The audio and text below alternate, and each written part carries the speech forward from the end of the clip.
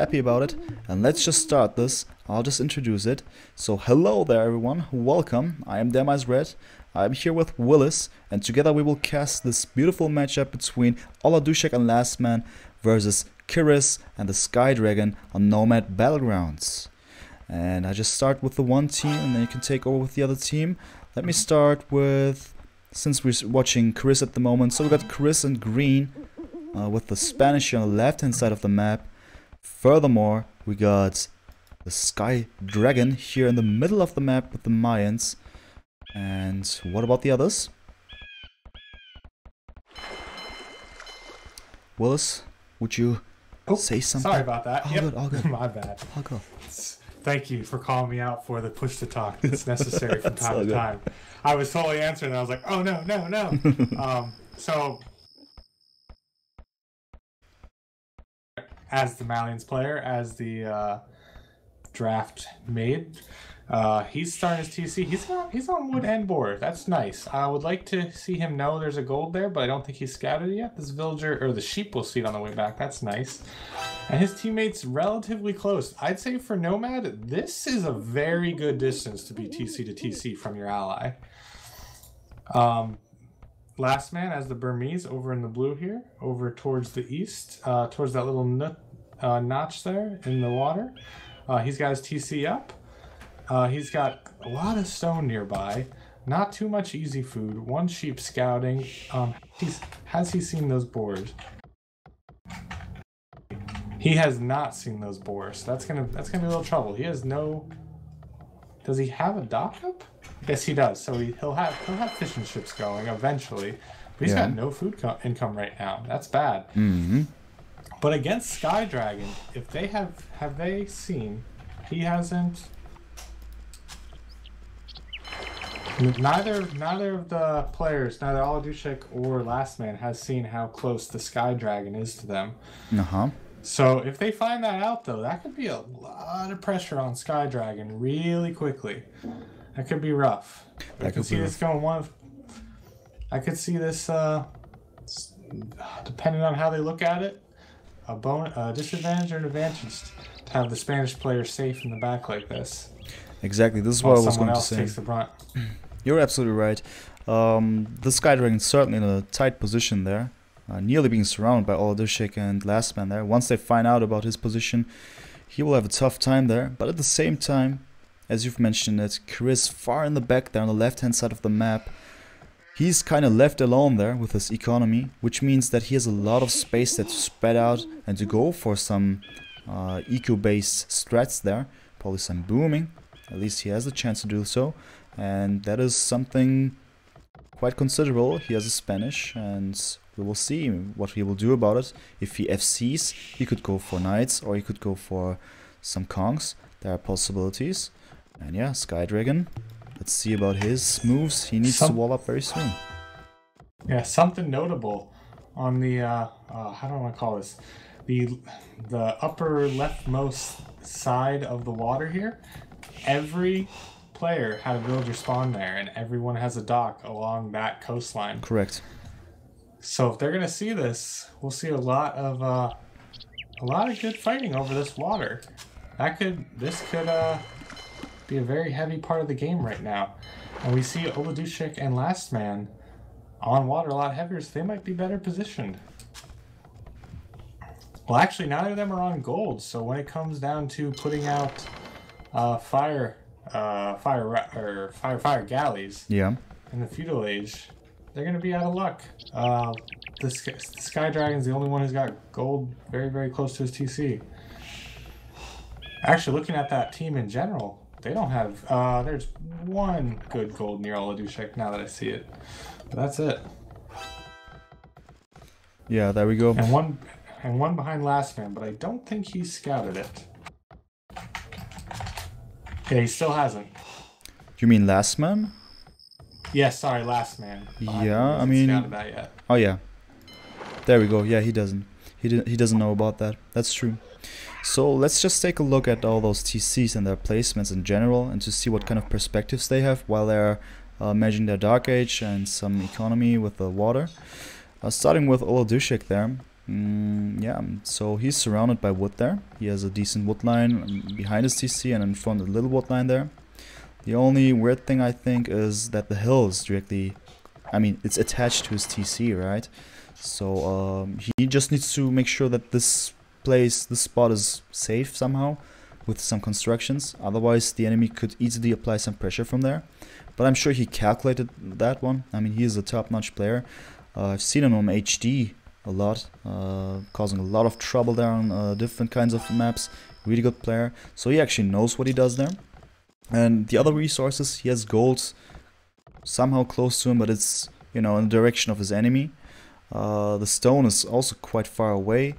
On the left hand side, I mean. On the right hand side, it is there, but it's still on a hill. So he needs to do something in order to protect it. And yeah, there's a lot of gold in front of his base, but it's all close to the enemy. So there's some danger involved in that. But you said it, there's 2 versus 1 in this very position there. And actually, the dragon's base asking for some towers there. I will explain later. But let's first look at Oladushek's teammate there at his map, which is Lastman here. And his map, also some good wood there. Stone is close. There's many options there. Gold is in the back, and he found out about this because of this watchtower there. Yep, finally scouted it. What I do like about Lastman is he's Burmese, and we hope to see a Rambai out of him. With that much stone close by, we can see a lot of castles dropped. Oh, that is true indeed. There's a lot of stone. There's a lot of potential. Lastman's going out with an outpost right now, and I think he's gonna see that the Sky Dragon's right here once this outpost goes up. I'm gonna switch to his point of view, switch to his fog of war, and I think that's gonna be in range of the TC. And he will also find out. I mean, he found out about. Oh no, he didn't. He didn't know. He didn't find out. Wow. But he still knows that there is the space of Sky Dragon because the houses are there, and obviously there's some attempt to wall this one off. Yeah. So I guess Lastman knows. What you say about the positions of the others? I mean, speaking of Chirris and Dragon, their TC placements. What about the resources? Well, I like that the Sky Dragon happened to have gold when he dropped his TC. Other than that, it was nice that he has many deer that he's working on right now, so that's always nice to have that free food income. It looks like he's kind of relocating at the moment. Chris, he had plenty of wood, but he has 2 golds that aren't really 3 golds. They're not super close, but they're good, but no stone all that close. We now see some Vil fighting for a second there. Interesting. Anyway. But yes, and with the way that their base is set up, the Sky Dragon and Chris, Sky Dragon was walling, and he kind of went the wrong direction, or he's kind of going for one heck of a team wall with Chris there. If so, that'll lock down plenty of resources, but he's still got... Oh, wait. I wouldn't call it full walled, but they're pretty darn close. Right. Yeah, that's true indeed. The distance between, you know, Dragon and the others, the enemies, it's so close actually. So there's a lot of stuff that could happen. And yeah, the Sky Dragon space, you said it correctly with the gold. I mean, it's really well placed there, but the wood line I think is a huge potential to actually drop some towers there.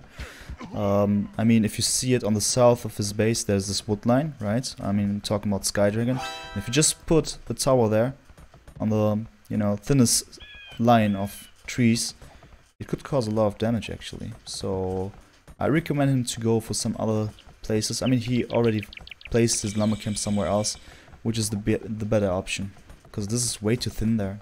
Asking to get some drops there, some tower drop, even later some castle drop would be devastating.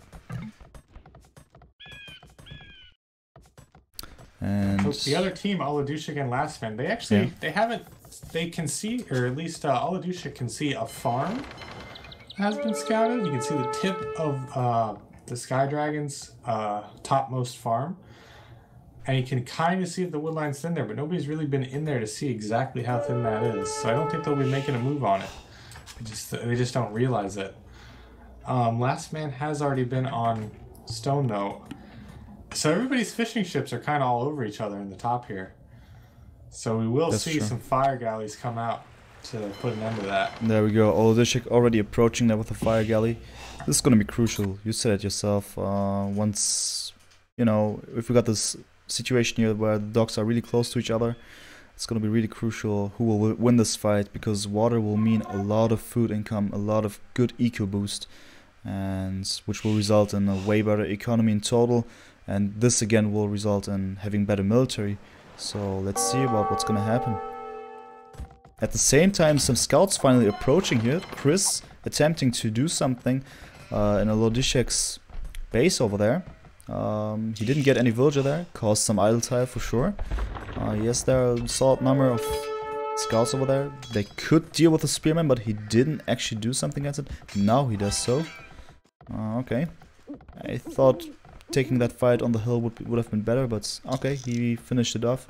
He'll be fine. But now Oladushek under some pressure here. Chris surrounding the base with his scouts. So the scouts are somewhat trapped in right now, and I believe it was purposeful. Let's see. So, alright, so Lastman has clicked up. I believe Oladushek also has the res, just hasn't clicked up. Does he not have the buildings for it? He does not. He needs to drop a blacksmith in a hurry.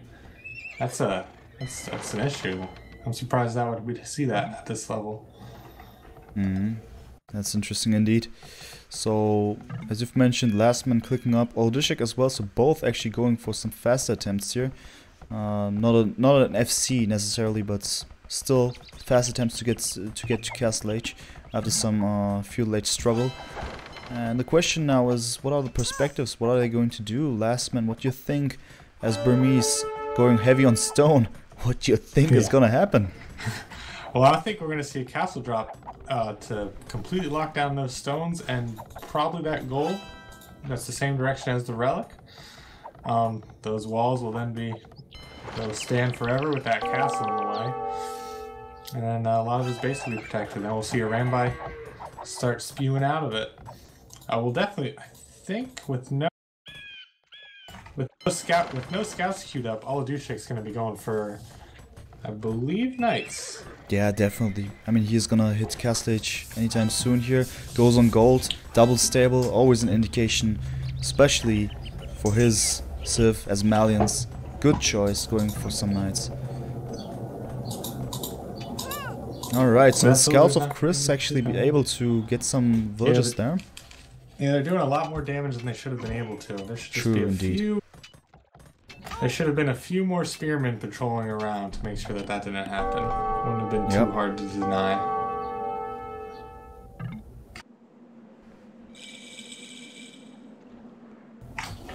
But now we see both Oladushek and Lastman up to Castle Age, while Chris is still in feudal. Oh wait, no, he's almost up. He'll be up in the next few seconds here. I'd love to see this castle. There's the castle going down, but that castle's probably going to get denied by all those crossbowmen. Oh my god, you're right, you're right. It is. Oh. I would love to. Oh no, there's only 6 villagers left still alive on it? Yikes. Awful. What do you do? I guess you leave it there, hope to retake that position. No, he deletes it. He deletes man, it, probably. He only got like 200 stone back. Oh, yeah, the thing is, that was a hurts. really bad decision of Lastman in the first place. Quite ambitious position there, knowing that there are some expos. And also really late with the walling there, with the quick walling there with the house. Therefore, that was a huge mistake. And what options did he have? I guess he did the right thing. He chooses correctly by deleting this thing, the castle, to get his resources back first of all, and get some more stone hopefully very soon, and attempted to build it somewhere safer, in my opinion, would be the best choice now. The Lastman should go for, but his score is incredibly low, if you compare the scores. Most of them are just 2k somewhere, right? And Lastman only has 1,200. Wow, that is a humongous difference. There we go, trying to work on my panels here, make sure I have the panel that I'm looking for. Trying to find the vill counts here so we can talk about it, because he has to be so much lower. I mean, I'm just calling it right here. It's his teammate Oladushek has 31 villagers. Lastman has 18. That's terrible. Yeah, he lost quite a some. Has the res. I think he should be working on drop a castle behind his TC right now. And as I say that, he does it. Yeah, maybe have some vills in the TC to keep those crossbowmen away. And then from there, just drop the castle behind it, so at least they're safe for now.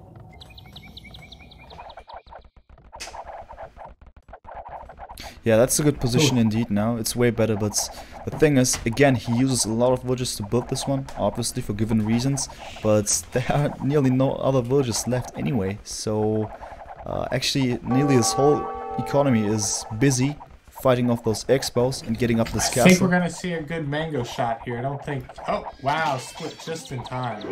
Oh my god. And oh yeah. Yeah. Closing in on that mango now perfectly. I thought maybe you wouldn't have the micro for it, but I'm wrong. The Sky Dragon looked just in time to catch well that. done, well done. And also the knights going down there. I think it's looking really gloomy for Oladushek+Lastman now. There is some perspective, some hope left for Lastman now that he got his castle up. But I think his economy is not strong enough to constantly build some Arambais now. And you need to mass them up. You need at least 4 or 5 of them to fight off some knights easily, but the enemy is not consisting of knights, no, they are expos, so this is really difficult to fight them off with Arambais. Alright, Chris was given this time. He went for 2 TCs, dropped a castle, and he's got conks coming in on Oladushek's left side here. And man, we're seeing the villager drops just drop and drop. Oladushek at 28 with his teammates Lastman on 15, while the other team 49 each. There we go, it's GG. It's GG. Oh, yeah, so many villagers just died. Lastman lost so many villas there. He sacrificed so much to get his castle up there, but he failed with that one. He had to retreat and build somewhere else. That was unfortunately too much of a big mistake, and could not be forgiven. Therefore, they had to call it. Also, Oladushek being pressured a lot there by the Kongs. So I guess Oladushek+Lastman all in all played too passive there, allowing Chirris actually getting up and doing some damage really easily there. And also they allowed those scouts, you said yourself as well, they allowed the scouts to cause much more damage than they should have, you know. That was also a big mistake there. So I just hope that Oladushek+Lastman, they will do it correctly next time. And we'll see about that, because we're going to change the civs and start again. Okay, looking forward to seeing how it goes in reverse here. And man, I gotta say, that was different than we thought we'd see it. We thought we'd see a lot more raiding, maybe not specifically a push. Definitely with those 2 TCs in arguably kind of perfect placement. Well, perfect team placement, that is. Maybe not resource placement. Not what we wanted to, not what we were hoping for. Indeed, indeed. It went completely differently than expected, but it was also crucial with those placements of the TCs. So we first said that Oladushek+Lastman have good chances to actually cause some damage there and pressure Sky Dragon, but it was really crucial as well that Chirris had a lot of time there, a lot of space to boom, to get those conks up as well. And Sky Dragon just managed really well himself, getting up those expos and not allowing the enemies to pressure him, but instead he was pressuring them, especially Lastman. And on the top, his teammate Chris just arrived with the conks, and that was over. Yeah, it's a tough when you're in a hole and you think you can bring it back, but what really, yeah, just the conks showing up decided, nope, we're not gonna hang out and see if you can fight this back. We're gonna tell you right now the game's over. Here's the conks to force your hand and give him the GG. Exactly. I mean, there are many ways to fight off conks, right? There are conks that are being destroyed by monks, if you measured correctly. There are also armies of ranged units as expos achieving some stuff like that. And finally, there are Arambais. But this time, I guess when they called GG, there was only 1 Arambai being produced. And on the other hand, we had lots of Kongs who were already there to cause a lot of trouble. Yeah, it was too late.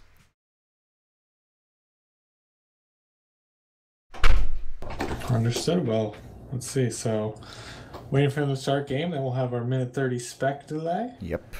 And then we'll begin this game. So, looking forward, this is actually a really good matchup. Going into this tournament, they were ranked 7th and 8th. And Did they meet up earlier? No, they did not. So that's nice to see them together now. For sure. And then it seems like from here, as in when you do include a loser's bracket in any sort of tournament like that, there's still a chance to make it back to the grand final of this tournament. Right. Or the silver bracket of this tournament. Yeah, there are chances indeed.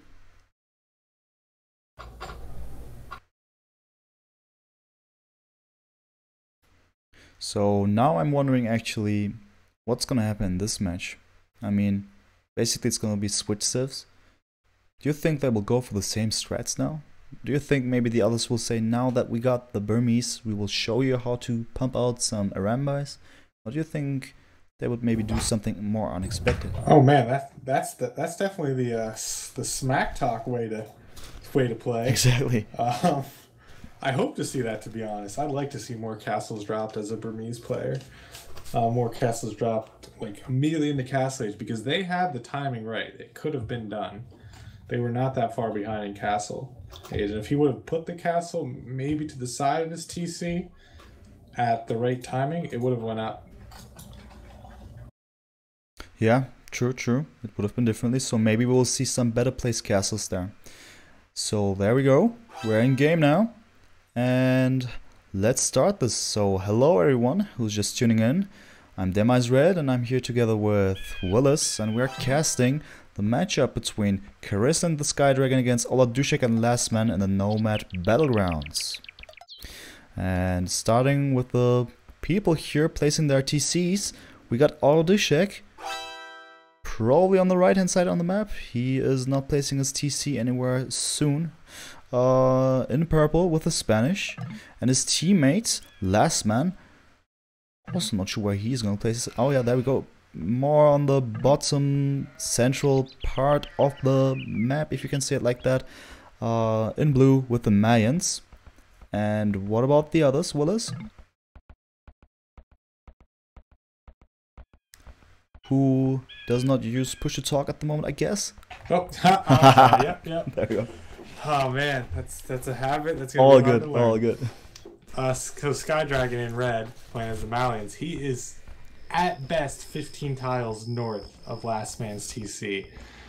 And I'll note this as you were introducing. Chris walked by where Lastman was dropping his TC, so it's known they're there. This is purposeful. They're playing this tight. So we might be seeing a flip here.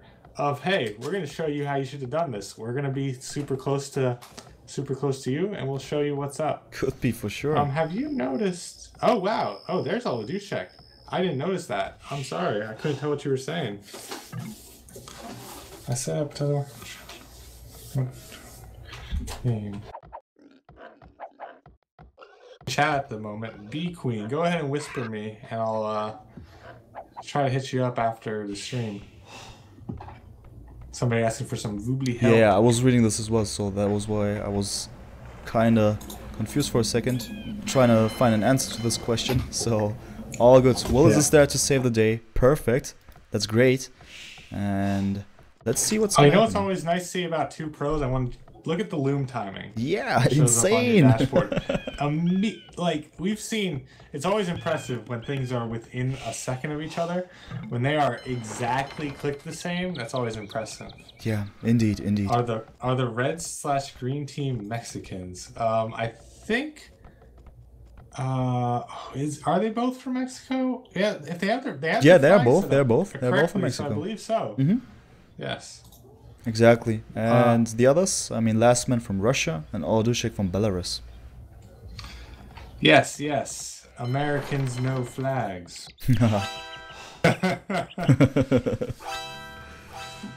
Alright, so yeah, you said it.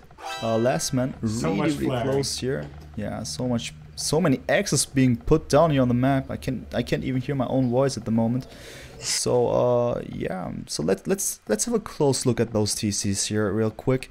I'm just starting here on the left hand side with Oladushek. He got the Spanish, as I've told you, and yeah, his position quite okay. I mean, really close to the water there. Could be dangerous. Doesn't have to be dangerous, but there's one potential of being in a dangerous situation. But other than that, it's close. I mean, he's directly at a forest there, at a wood patch there. Also close to berries there, which is not the most advantageous thing, being close to bushes there, forage bush. I mean, we have to consider that it's really slow food income there. Still, he's getting the boar there, so he has some boars really close to him. He also has some sheep that he didn't scout yet. But other than that, other resources, he has some gold on the left hand side. The gold on the right hand side belongs to Lastman, as he's really close to that, but they could of course share this one. And that was it actually. So I don't like Oladushek's placement of the TC because there's not much to it. Some wood, some food, and a little bit of gold. I can get all over that TC. That last 2 minutes, I've just been so upset that he didn't realize how good his starting location with that one villager was. That he basically would have had an island to himself if he would have built his TC there. Oh yeah, He missed so many good spots. Do you see that deer spot that he walked past? Oh my gosh. 1, 2, 3, 4, 5, 6, 7, 8, 9. It would have been 10 deer. Do you mean on that island on the right hand side? Yes, on that island. On the tip of it. Oh my god. Okay, now I see it. Wow. Oh, it just hurt. And there were so many golds and stones near each other. Oh. Would have been perfect. Man. Paradise, yes, paradise. It's a shame he didn't now. Yeah, but maybe, you know, they're doing stuff on purpose as well. Because Oladushek has seen that there is some kind of potential there on the right hand side as he placed a house there. And he saw the stone and the gold. Okay, he saw actually everything about that. So there must be a reason. A more important reason for Oladushek placing his TC where it is at the moment. Well, I think it was the spawns. I think it was the spawns. He immediately started building the stock with that villager. And 2 villagers were closer to this area. So at the time of how much he knew about the map, that's where his villagers were closest to. So he started there. Yeah, I see. Or two villagers were close to where he dropped the TC, whereas one was way over there.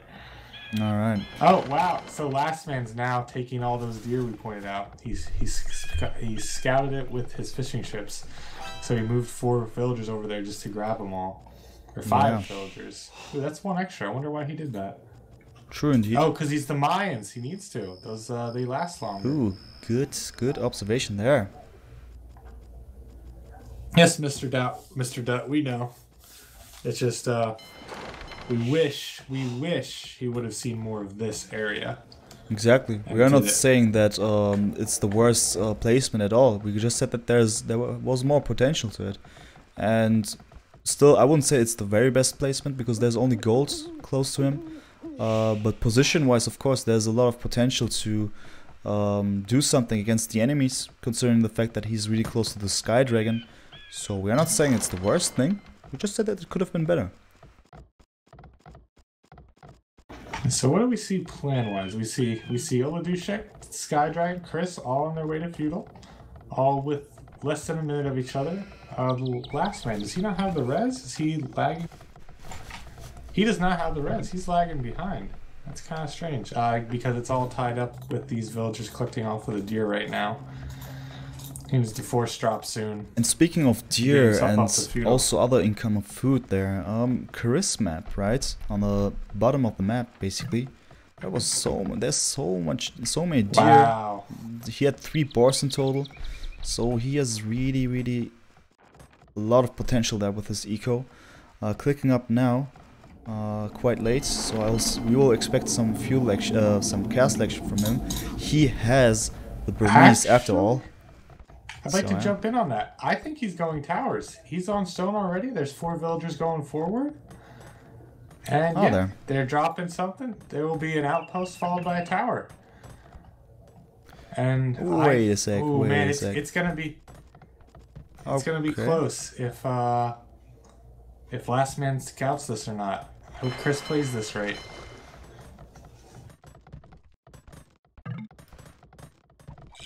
Oh, I'm just so far behind that I didn't see it. Again, I got this performance issue there. But you're right, indeed. So, I'm just wondering, right? This is not a Trush per se. I mean, he goes in quite late there. But he does well to prevent some further action that can be done by Lastman. He just wants to cripple the Mayans' economy there, which is a good decision indeed. And yeah, he is approaching the TC even closer now. And yeah, he will place the second tower there. Good stuff, indeed. Could be working. And now Lastman has seen it. And no, did he actually see it? No, not yet. No, where's he Not yet at all. Oh my god. Wow, now he sees it and now he's getting attacked by the tower. Oh. And now he goes forward. Can he get the quick walls to keep the tower alive? He will. Come on, get that up. He will. All good, all good. I mean, he has those quick walls on the second tower, on the first tower that he placed there, which is really important. Therefore, they cannot attack the second tower being placed. Oh, Sky Dragon. As we were busy watching this, Sky Dragon dropped 2 towers above his TC. Oh god, a double Trush. Lastman's on the run. The double Trush is taking place here. Wow. He is really on the run. He's about to run away. I mean, he is trying to secure a stone over there, which is really important, but... Oh my. But he won't be able to keep it up. They'll just keep closing in on him. And those villagers will eventually be pushed out of there. That is true indeed. At the moment, the game is kind of lagging for me. I'm not sure if it's the same thing. I see the same thing. Alright, good. Alright, so... we can have Sky Dragon sending in a fire ship on Lastman's fishing ships. And who would have thought Lastman actually again having 17 villagers at this very moment? Yeah, it's sadly looking to be somewhat of a repeat. Unfortunately, I hope he pulls this together a little bit better. The question is, where is he headed? The question is also what could have been done in order to prevent all of this, right? I see Lastman put up some watchtowers there, but not enough, or let's say at the wrong positions there, in order to spot this tower rush incoming there. And also it was nice of Dragon, I assume. He put up the towers first there on the top of his map, and therefore Chris had a lot of time to just go to the south of his base there, of Lastman's base, just to place another set of towers there. And now Lastman is really retreating and going away fully, trying to find some better position, but at the moment he doesn't do too much about it. He's just putting all those villagers in the TC of Oladushek there just to drop off resources, I guess. And I don't know what he's gonna do. And, so Sky Dragon's dropping another tower. He now just dropped it on Oladushek's wood line. Oladushek trying to force down a tower. It might not go up. I don't think it's going to. It's on 87, 88. If Sky Dragon keeps paying... Nope, it's at 90. There we go. It's going up. Oh, the wood line you're looking for is Oladushek's. To the north of his TC. Alright. Oh, there we go. Okay, now I got you. Now Sky Dragon Tower on it. I was looking at Chris as well, who's also approaching again from the south. So this is actually really well done. A double Trush taking place 2 times. They take out the first player and now they're going for the second player here. Actually incredible double Trush tactics. So something I see from Lastman I don't like. I think he should have, if he had the res, or he should have asked for the res, he should have deleted his TC and just gone for, and just rebuilt a TC somewhere else by this point. That's kind of was his only option. And so he's just been stalling out trying to decide what to do, and that's not really helpful. I guess one of the major mistakes was placing that second lumber camp without doing enough of scouting beforehand, because he placed the lumber camp, spent 100 wood over there, and therefore his wood count was so low that he couldn't just delete his TC there to rebuild it somewhere else. Yeah, but you were right. You're right. This was the only option that he had, but now he's just forced to move away, to waste a lot of time there and build up only a lumber camp, stuck with 17 villager count there. It doesn't look good at all. He has 3 figures considering the score. Yes, well, we do see Oladushek is the only player in Castle Age right now. He's defending this correctly. But will it be enough, and will he be able to hold long enough? So they're not out like last game. Yeah, that's true indeed. Because Oladushek did it right. He put up towers where he needed to put them so that the tower rush would stop coming in. And we'll see what happens. But it looks like Skydragon's abusing the market right now, so he'll be able to click up soon. Yeah, that's true indeed. He will not stay in Feudal Age. Because now that they've realized that they cannot approach the space of Oladushek any further, they need to try something else in order to push in. And this is not going to take place only with towers, even though I see some forward villagers of Chris still trying to place more of those watchtowers. So they want to keep up this pressure. Oh, that was some nice sound effects. That was actually the wrong sound being played. He deleted the tower and it was a sound of a ship being sunk. But really? Yeah. I think I heard that too, but it threw me off. Well, yeah, for me as well. How did that happen? Villagers. Oh, 2 villagers go down. Wait, we'll see 2 more. Okay, just got queued up. Get that mangonel out of there. There's no reason to lose that. Oh, please don't lose that mangonel. It's too important right now. Okay, Interestingly enough, Oladushek putting up a monastery over there. So, also actually good stuff, because he expects the Skydragon to come up with knights. Therefore a good thing, but I don't like the placement of the monastery too much. I mean, of course, he needs to get up those monks ASAP. So it would be bad if he would place the monastery somewhere in the back and then they would have to walk a lot. But yeah, only with mangonels he won't be able to survive with his monks over there unless he walls them in somehow. But he needs to do something ASAP. Are you saying you see a monastery with monks? Oh, there it is. Oh, I'm sorry. Yeah, but I don't see any monks being produced though. That's one thing. Yeah, it was just out of my view. That's all good. All good. Thing. See, Oladushek played this right. He towered so that they wouldn't come any further. He got the castle first and is using mangonels. He took down 1 tower, but he needs to hurry up and take down a few more. Or maybe be a little bit more picky and choosy about which things he's focusing on. Wait, Lastman's going up the castle? With that TC? Oh wow. That's a shame. 17 villagers down that TC. 17 villagers clicking up the castle. Yeah, wow.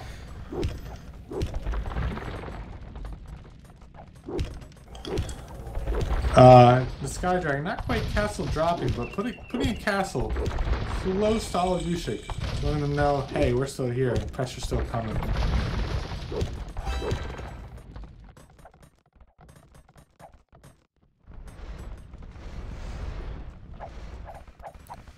Indeed, the castle approaching there. And with mangonels coming in, mangonels, I think those mangonels, if played correctly, they will be enough to deny this castle. Could be indeed. I mean, that's a proper smush technique there. Knights. Still, you see it, the one monk is being killed. That's 100 gold down the drain. And he's able to get 1 conversion there, but it won't be enough. I guess those mangonels will just die. And those villagers, even though he lost 1 more there unnecessarily there, the Skydragon, they will be able to come back and finish their work there and put up a castle. And that will be really tough for Oladushek, because at the moment he's failing. And that is not because he played that one bad, it's because the army was not big enough in order to deal with those knights approaching. Also, they came from the back, sniping off that 1 monk easily. Therefore, yeah, looking really gloomy again for Oladushek and Lastman. Oladushek does have more monks being built, but I would have liked to see them earlier when those knights, so that he maybe could have grabbed 2 or 3 knights. I think he would have won that, denied the castle. The castle might have even been taking a lot of shot from the mangonels, taking more hurt. Oh, there's another castle coming in by Chris now, at the bottom of Oladushek's base. Just continuing to try to put the pincer on and say, hey, this is our win. Wait, do you see this? Lastman's over on that island.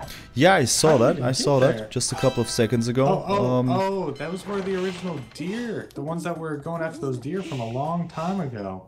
Exactly, who put up that mill and then later on continued. How do you feel about this? Yeah, that is one thing. I was just waiting to... Actually, I was trying to process all of this. The thing is, So Lastman, he decided to go for Castle Age, and he put up another TC. That's one way to do it. But I think, actually, it would have been maybe more efficient if he actually just stayed in Field Age and used the market that he built and just sling Oladushek a bit, so his smush would have been stronger. He could have been out with one more Mangonel, maybe one more Monk, and that would have been maybe decisive, because one more conversion when 4 knights were approaching, that would have been maybe a momentum to use. But they decided against this one, so I have mixed feelings there, because it makes sense why Lastman did this, because he actually wants to come back in this game, even though all the time that we're talking he just has 22 villagers now instead of the 17, so it's not going that fast. I'm not sure that if Lastman's gonna come back in a way that he's gonna be relevant in this game concerning military. I would have liked to see him just getting resources and sling it. Alright, well, we've got Gabetto on Oladushek's woodline now, so that's going to be a big problem. I was going to say, the only thing that can happen is Oladushek has to hold long enough for the Lastman to be relevant, and it's very questionable if he's going to be able to do that. That's true indeed. I mean, the Gabetto's great raiding unit, right? Therefore, tough stuff indeed. Well, Lastman does have a siege workshop out on the where his base kind of was, to the right of where his base was. But there's villagers just beating down those mangonels. Oh wait, they're gonna get away, they're gonna get repaired. But will it be enough, and will it be in time? They need to move fast and decisively before they're just kind of strangled out of this game. That's for sure. So in Castle Age, what's the answer to Gabetto's? I'm just thinking about it real quick. I mean, Gabetto's, they are really fast, versatile, can do a lot of damage, but I guess it'll be just some archers. I mean, any kind of range attacks, because they're really vulnerable by arrow fire. Yeah, there are a lot of things in order to fight them off. Archers would be good, calf archers would be good. Even more stuff would be a plausible thing to fight them off. I would just not go melee against them. You know, it would be a waste. Got around by coming in from Chris. Exactly, and they're trying to deny all of this, but no, it's over. It's actually over. It's a GG again. Oladushek and Lastman resigns. And now it's gonna be team random. So some mirror random game.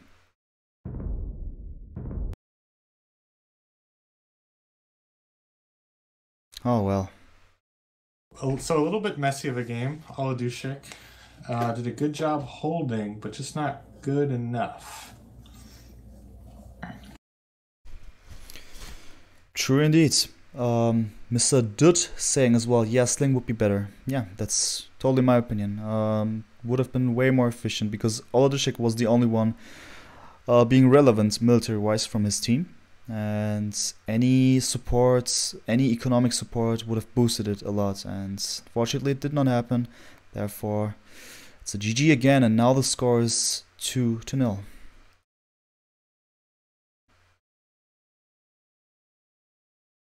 So we're team random now. Do you think we see?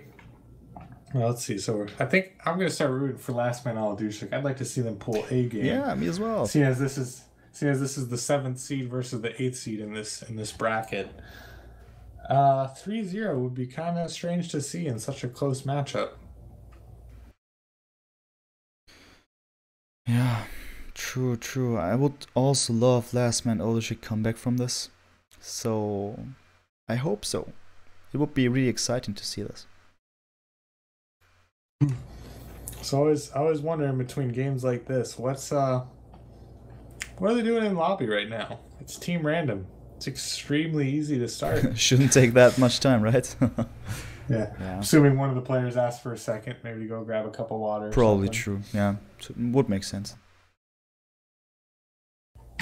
Why not?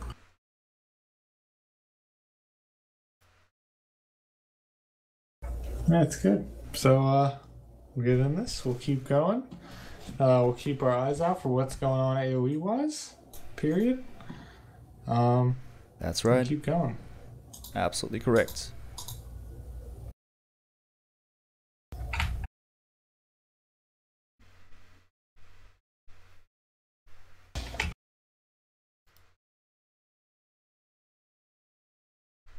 Okay, Oladushek has left the room. That's the status at the moment, and he's back again. Alright, so maybe some connection problems. I think he's been having connection issues, yes. Could be. It's not the first time he did that. Yeah.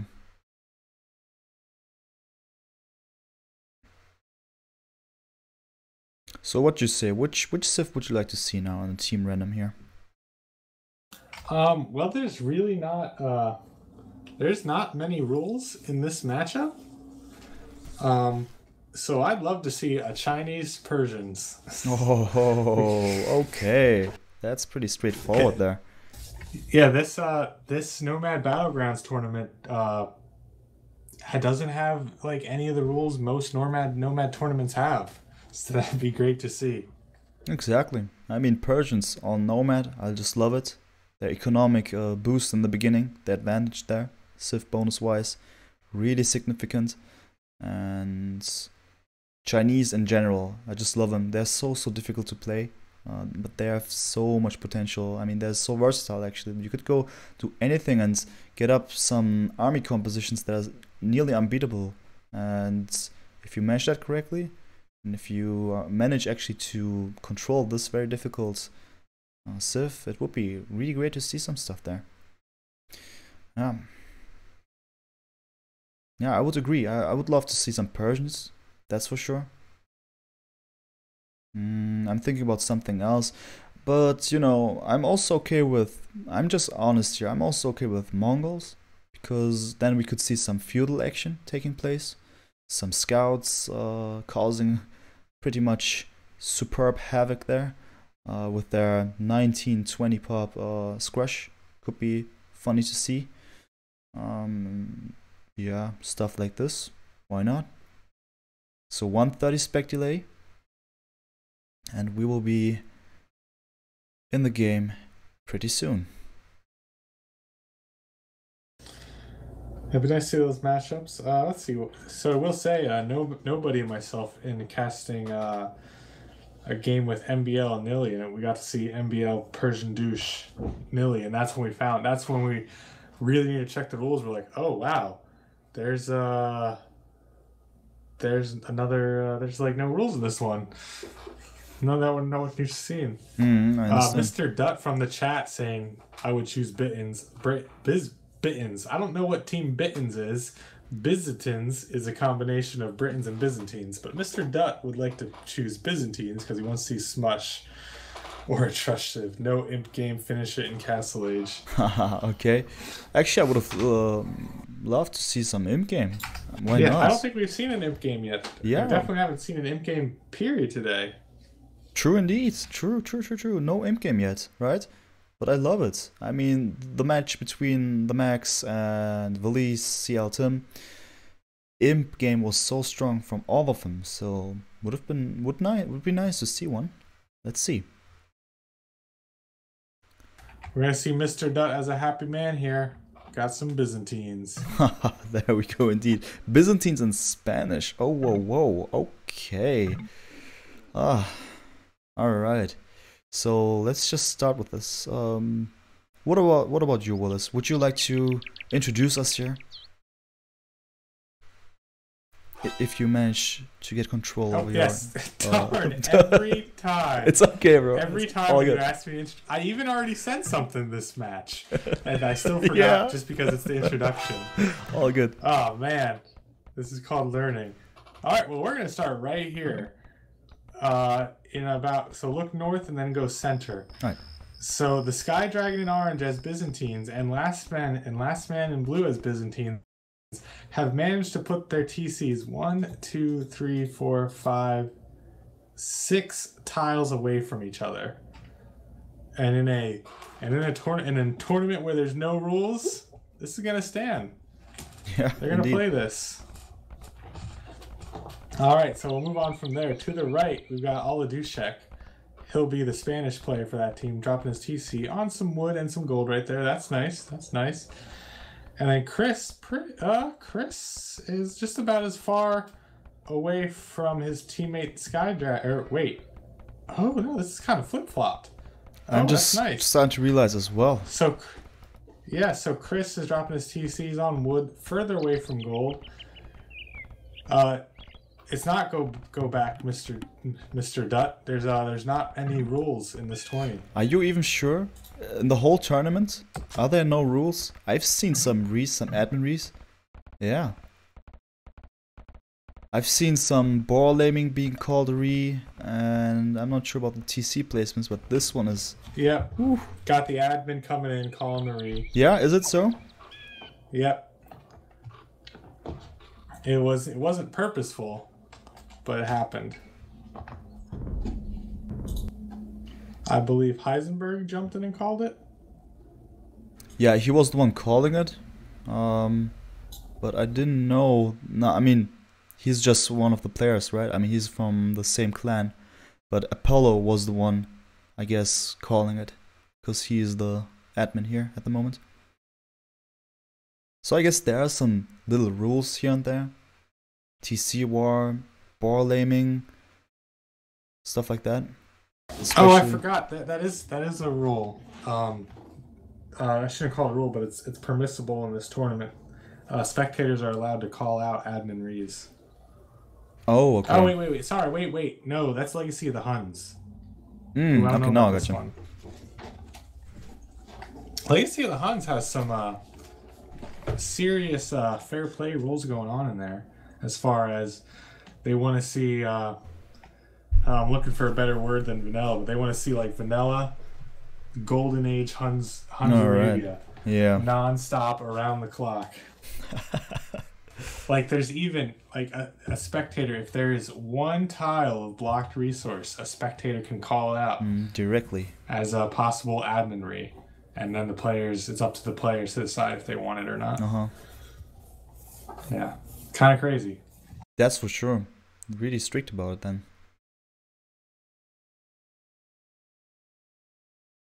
Yeah, I've never seen. Of course, we've seen the normal rules where if like half your resources are not collectible, or like your sheep are bugged into a forest. Yeah. But this is more than that. This is if a single tile is bugged. I'm cleaning it up.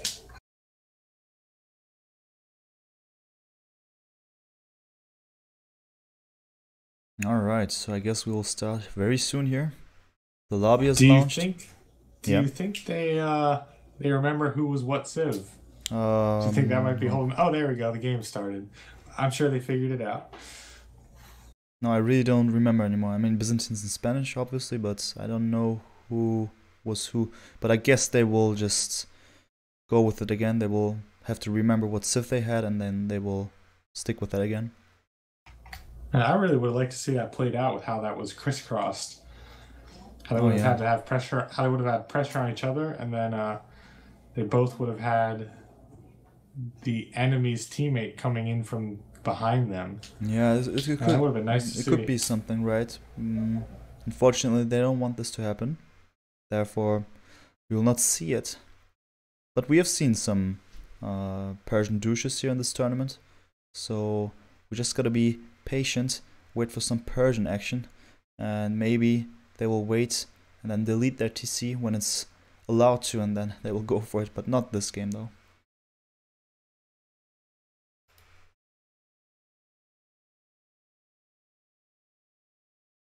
Oh wow, so Sky Dragon just made a bold flare of where he's gonna TC.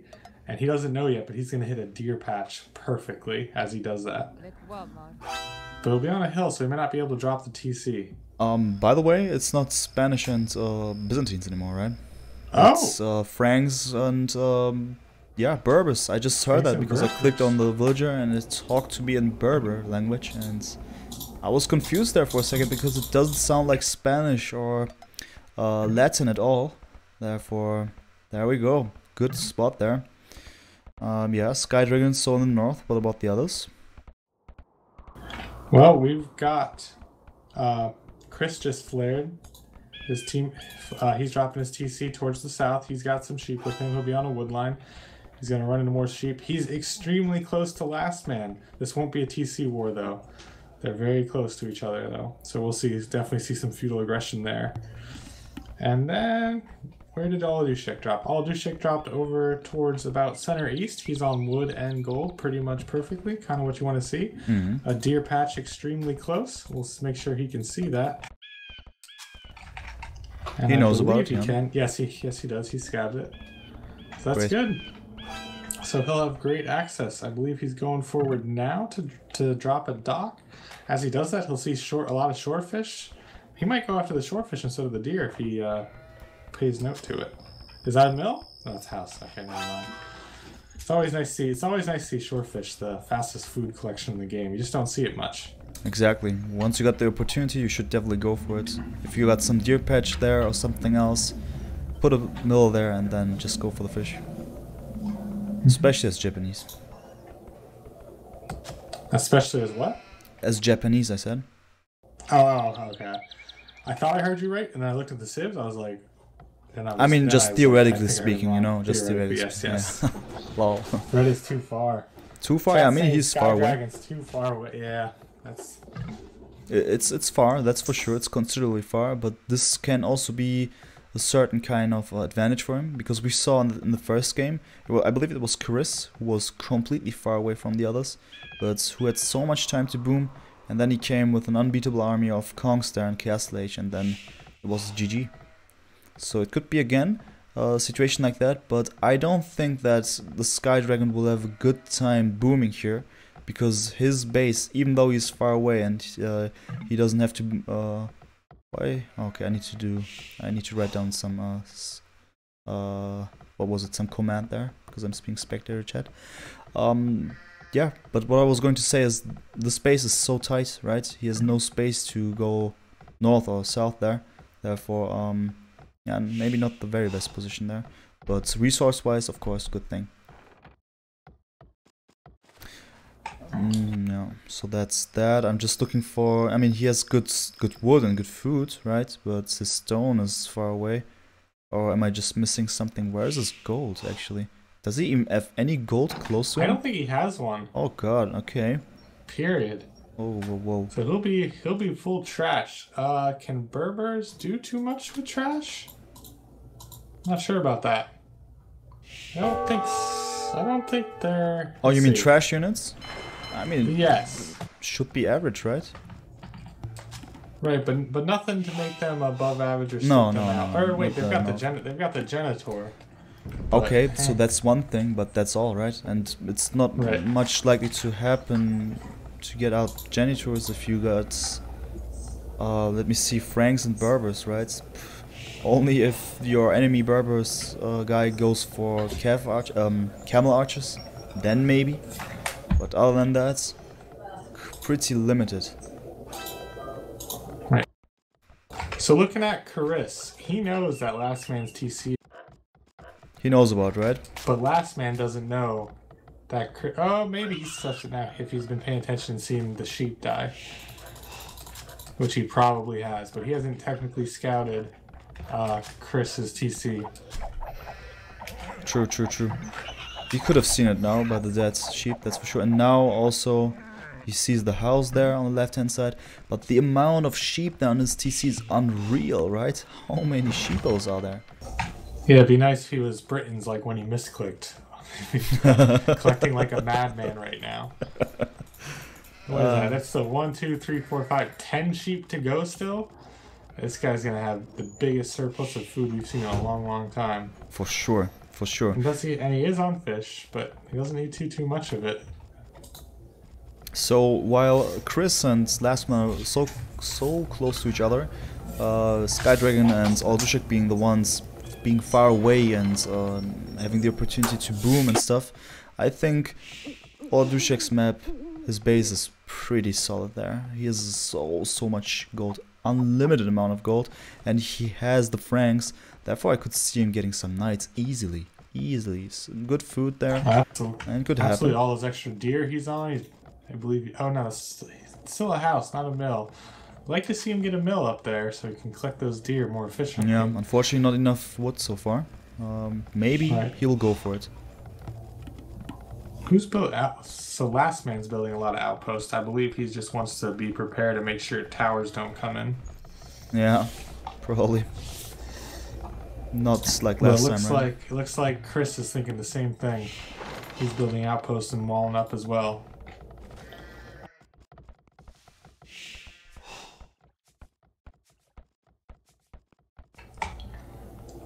So last man is moving his sheep. Oh, just moving his sheep around for the sake of moving them around. Okay. Yeah.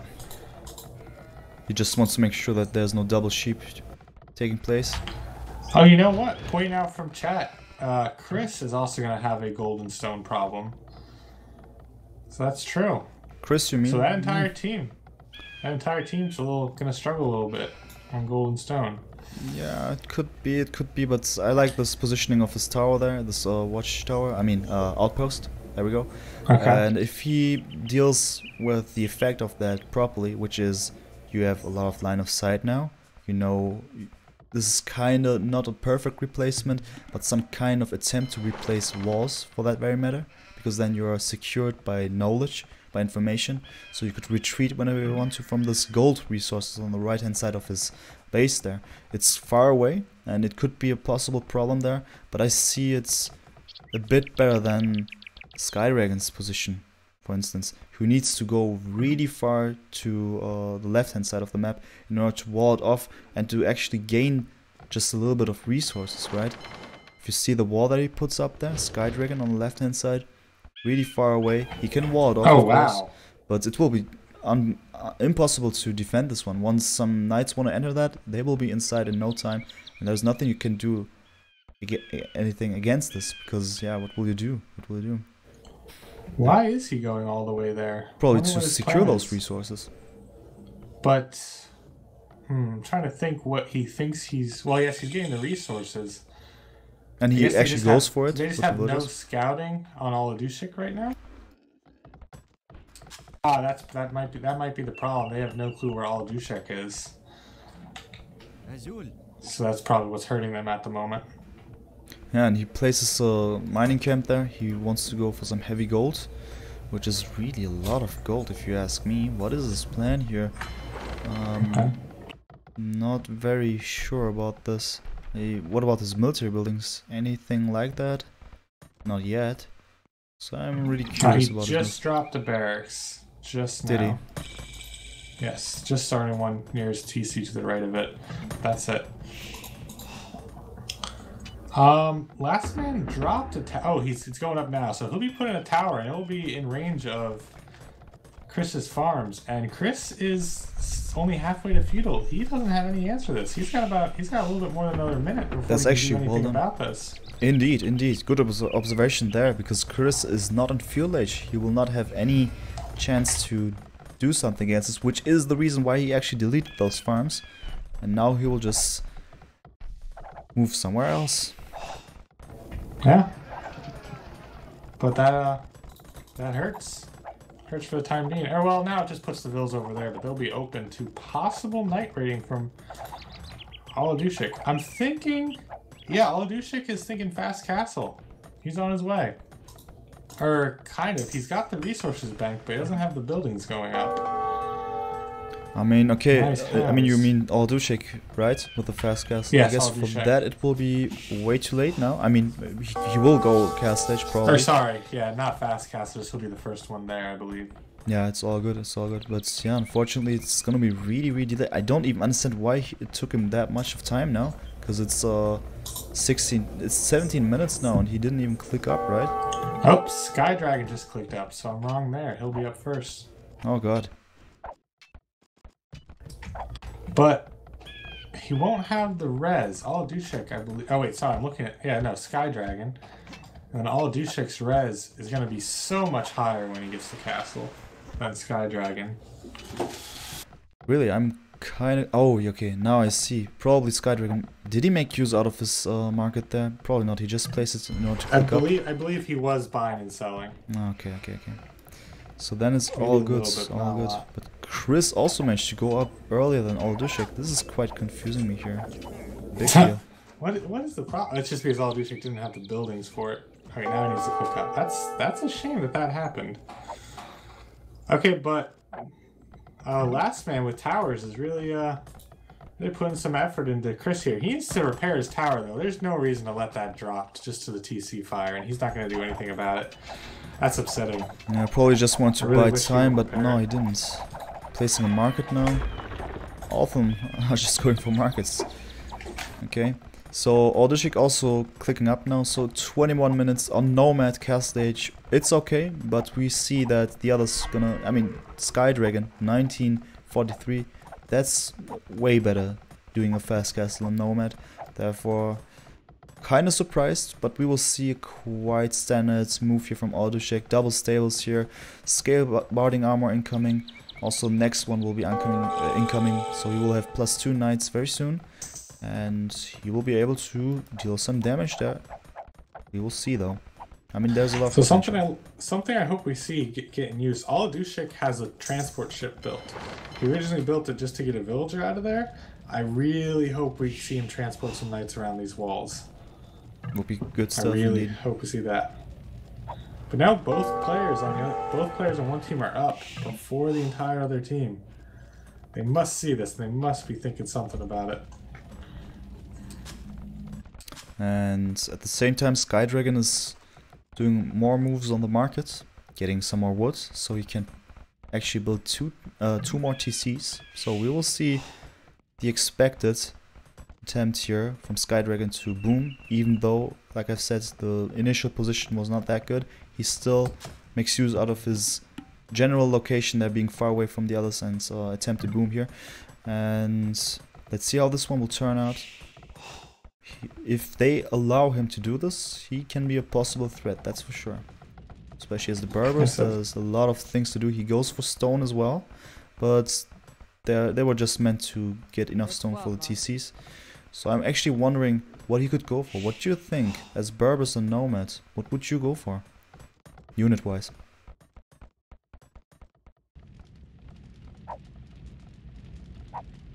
If your push to talk is there. Somewhere. Oh, sorry about that. Yeah, Gotcha. The button still works, just the brain doesn't. You're talking about Sky Dragon's position at the moment?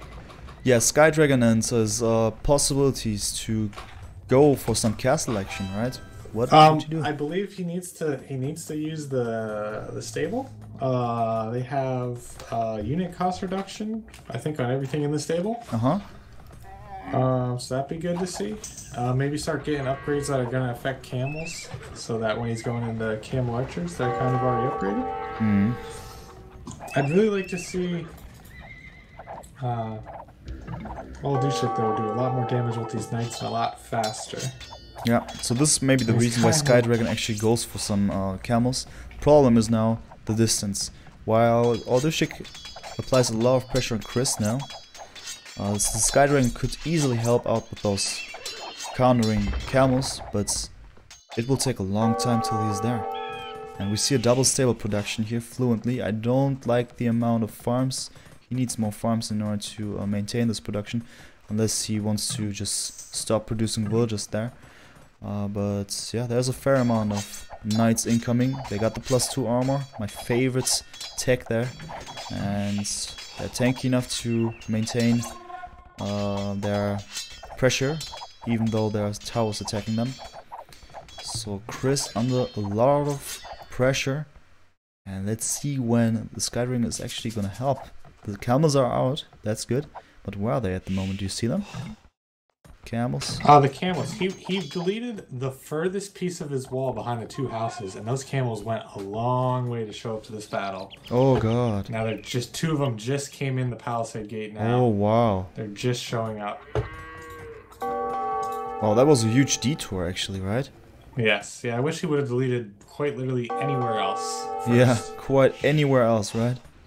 It looks like now he's building a palisade gate, but I think that was kind of an extremely bad choice. He delayed those camels showing up by probably a full minute. Yeah. Okay, there's where I was wondering. I saw Last Man's villagers numbers dropping, but I couldn't see where.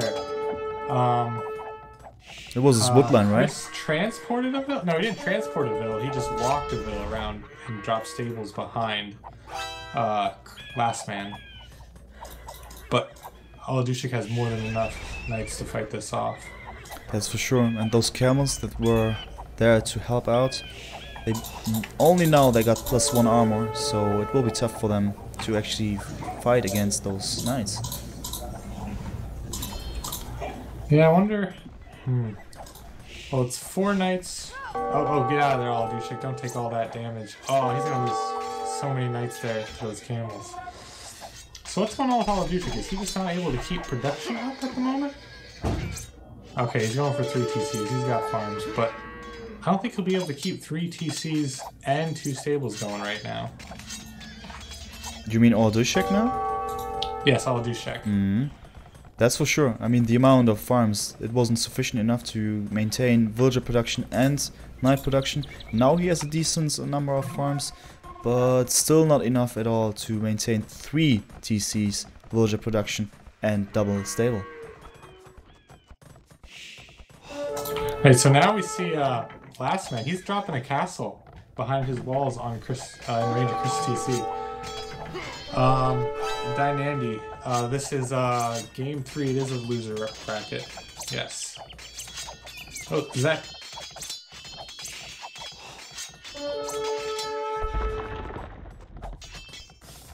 Please, please, Lastman, wall in some villagers. Don't let this castle get denied. And there we go. Castle's up. I just gotta throw this one in. Mr. Dutz says he has +9 fish, so he has in total 9 fish, which is true.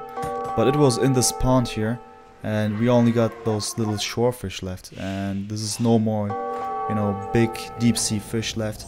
So it's not that much of a considerable thing anymore. It was important in the beginning, that's for sure. I maybe left that one out in my argumentation, but now I think it's really time to get more farms out, and he does it now, so it's all good. So we see what I wanted to see from Oladushek. He's now transporting just 2 knights across this pond, and hopefully those camels get out of there, and he's going to do a good bit of damage to that wood eco, or wherever he chooses to hit. That's for sure. He could. There's some potential now. Just dropped him off. Yeah. But I think the camels just turned around. They saw this. He picked a bad place to That's for sure. go. And I'm not very happy about the number of knights now. 2 knights is not enough. 4 knights would have been better. 6 knights best to do some decent raiding. The more the better. But 2 knights? He has lost 1 now to the camels. And he is actually about to lose both. Both knights will die. I mean, the second one is just running away now. Wow. So I didn't like this So move I too would much. say Chris is completely losing his original TC at this point. But Oh yeah, meanwhile count. Chris is dying. Right. It's rough. So Sky Dragon's on 71 vills with Chris on 42. With all this pressure, Oladushek's on 56. I don't believe he's been rated at all. He should be very high on vills right now. And Lastman's only on 34, so even though they're winning against Chris, he's still low on vill count. That's true indeed. Again, right? Lastman, again, 33 villages. Why does that happen? I mean, I don't know. He hurts on villager count for some reason. But For 3 I games think now. Oladushek's knights are very well positioned to do a lot of damage on villagers. that's for sure. That's for sure. There we go. The raid is real. Oladushek now in Chris' second part of the base. And yeah, he's able to get a lot of villages, and more than expected, because he garrisoned those villages really late there. Therefore, more unnecessary losses for Chris. And not sure if this is gonna go out well for Chris and the Sky Dragon. I'm just wondering about Sky Dragon's next moves. So he goes for camels all the way. Also some fort villages now, probably placing a castle, let's see. Oh, he's about halfway Yeah. to Imp as well. True indeed, true. Yikes. Husbandry, chain barding armor, so we will see some more camel action taking place in Imp as well. Probably some heavy camels. At the same time, he wanted to drop a castle there and in his friend's base there, but he nearly failed with that one. Garrisoned them in a tower of Chris. So not sure if this is a good move by the Sky Dragon at the moment.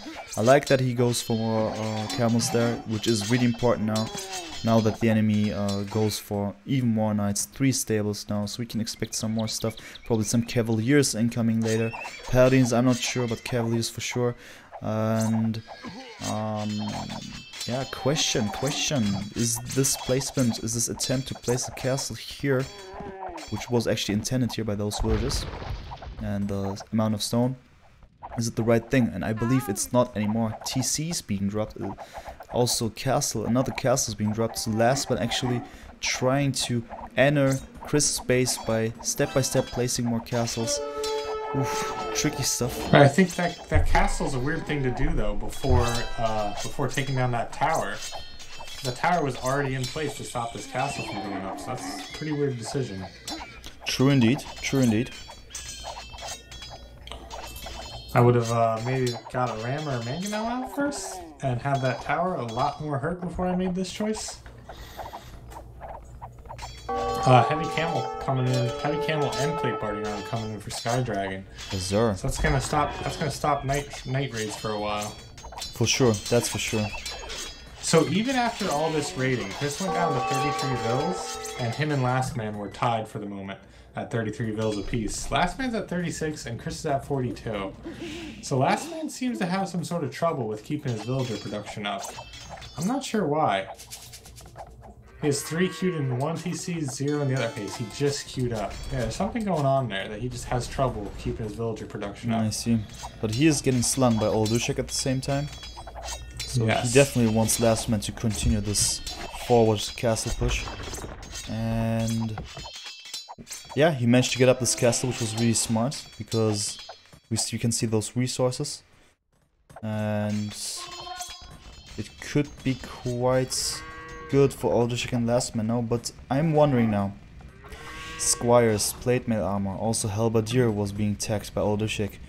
Will this be his attempts in order to fight off those heavy camels? Because I don't think that he will go for more knights now that it is sure that the enemy goes for more camel action. I'm wondering what his plan will be. Chemistry also being tagged. What will he do? He's also dropping 2 archery ranges. Do you think he's getting prepared for skirms?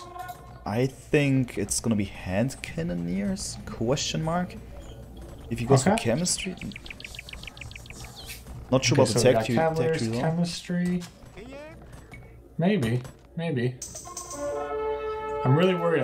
I want him to wall off this last piece of his base because Sky Dragon's got 3 stables to the north that he's currently got camels coming out of. So I'm very concerned about that. Really not sure what's going on now.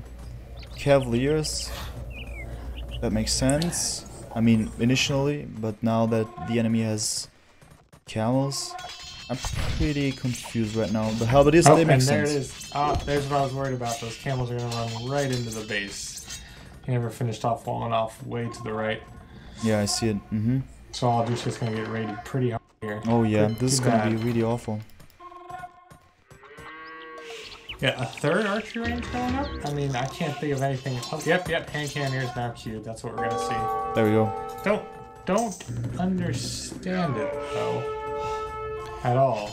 Yeah, I'm wondering as well. I mean, if you mess them up, they can be tough against anyone, right?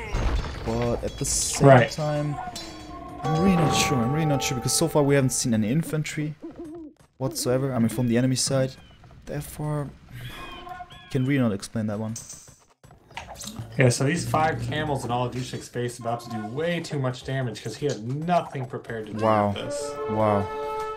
There we go. Just running around free right now. Such a shame when somebody can just walk in that easily.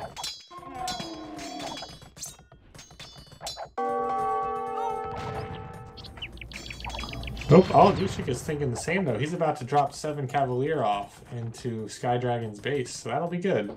That'll do some damage. He really is in love with the idea of dropping some stuff with the transport ship there, which is effective, of course, because you never expect it.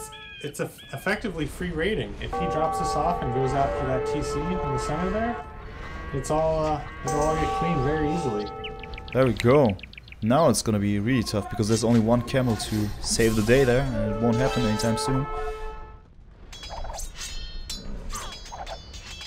Are these camels still running around? I hear one. Okay, it's attacking a house right now. So it's still a shame though that it's just there. Chris and Lastman dropping a castle each very, very close to each, or very, very close time-wise to each other. I don't see where Chris's is. Is it extremely defensive? No, it's on Oladushek's gold.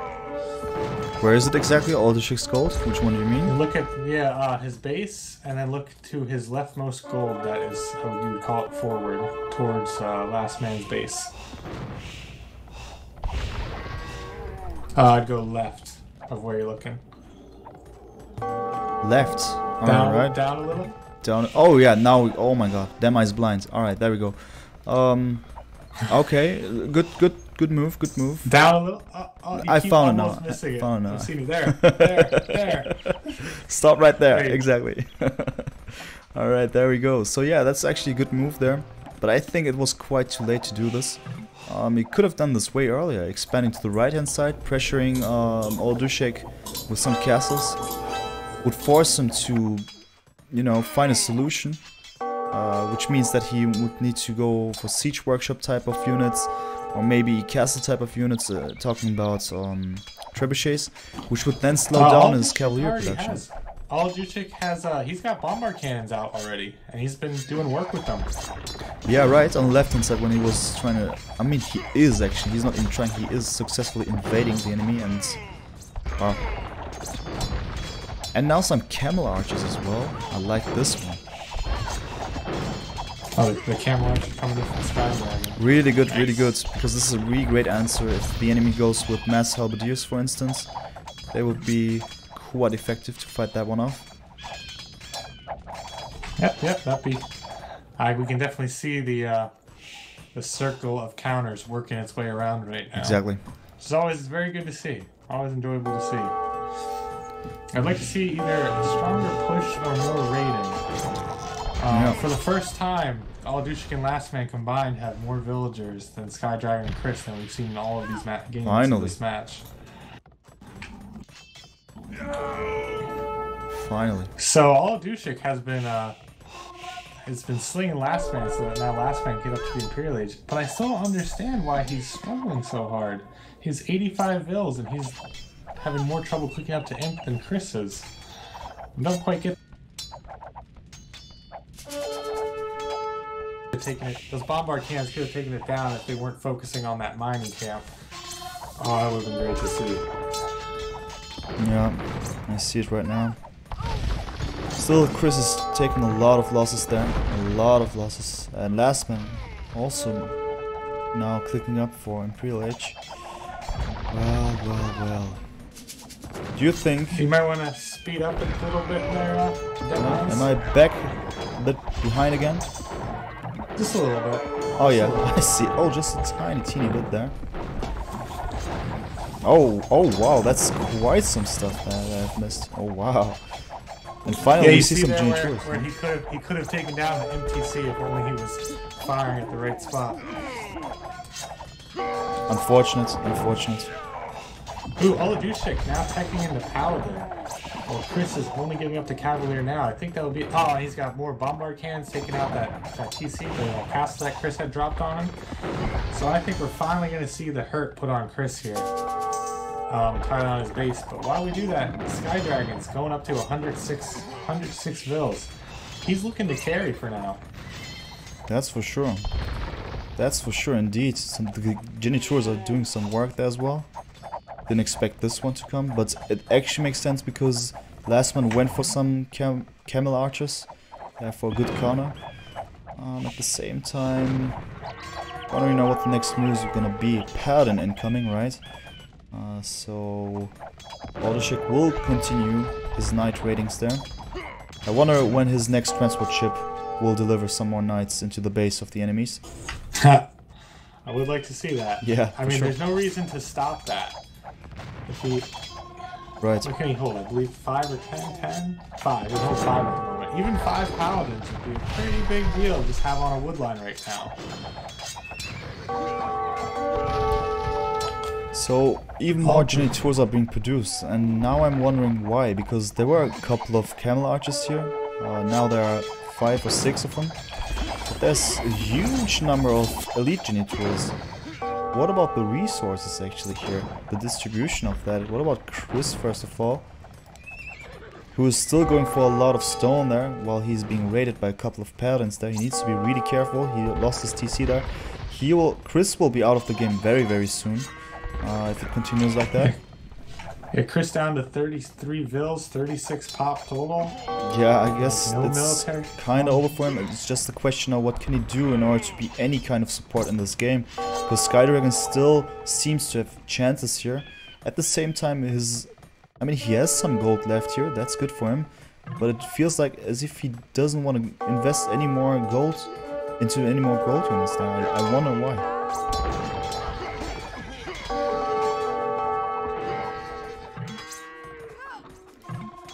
And there we have it, man. It's over. So basically Chris couldn't be any more help here in this game.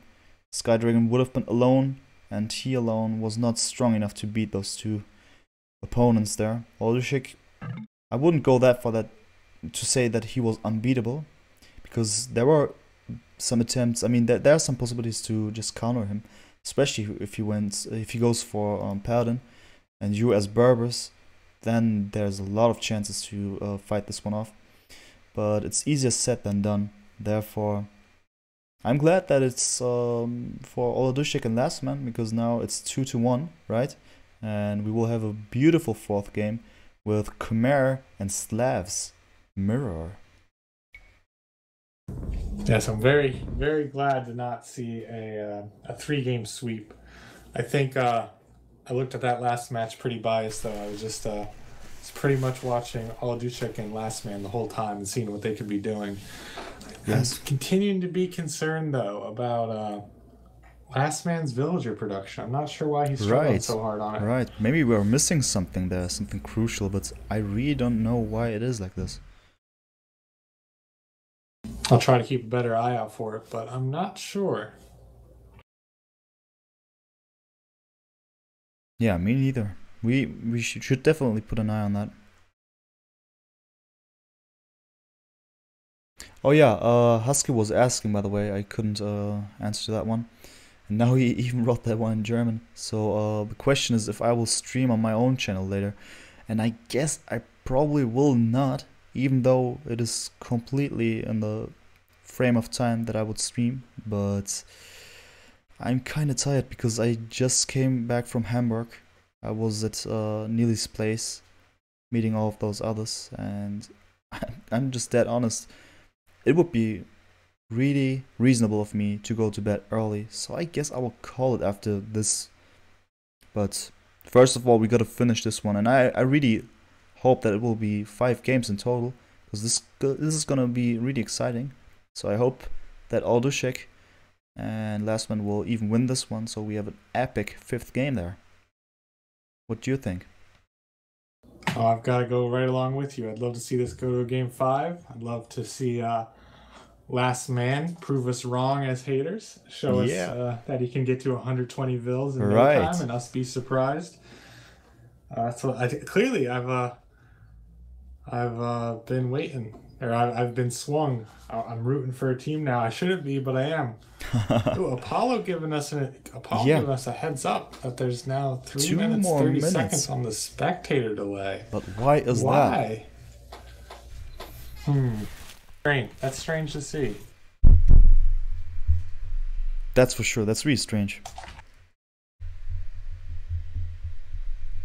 I almost said that all in caps lock. That would have been bad. Any idea why? Any idea why? Oh, sorry. I didn't mean to sound like I'm the angriest person here.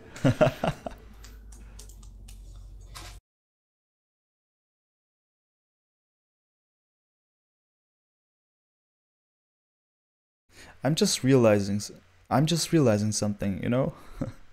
That's really odd, but we're talking push to talk, right? But in my stream, yes, I'm actually not doing push to talk. I just realized. So actually, I mean, I got my settings set up in a way that only when I'm talking you can hear me. But I just realized that I should have dealt with that. Oh man, rookie streamer indeed. Push to talk on TeamSpeak but not on stream. Well. What do you mean, but not on stream? Basically, my program is recording my voice all the time. Okay, I get you. But only you. So this push to talk is actually only for you. I mean, technically speaking, this is just not the way it should be. Maybe I have some time to deal with this. Ah, so what you're saying is you have the ability to whisper to your stream, and I have no idea. Yeah, actually, yeah. all the demi secrets going on. I have no clue.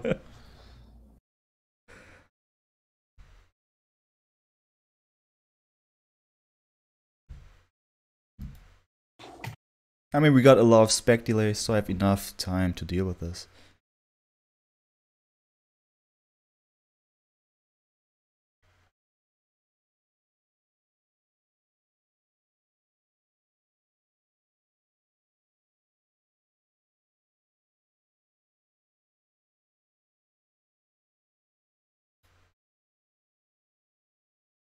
Khmer and Slavs. Alright, so Khmer, I guess maybe scouts, but then definitely in the Castle Age elephants.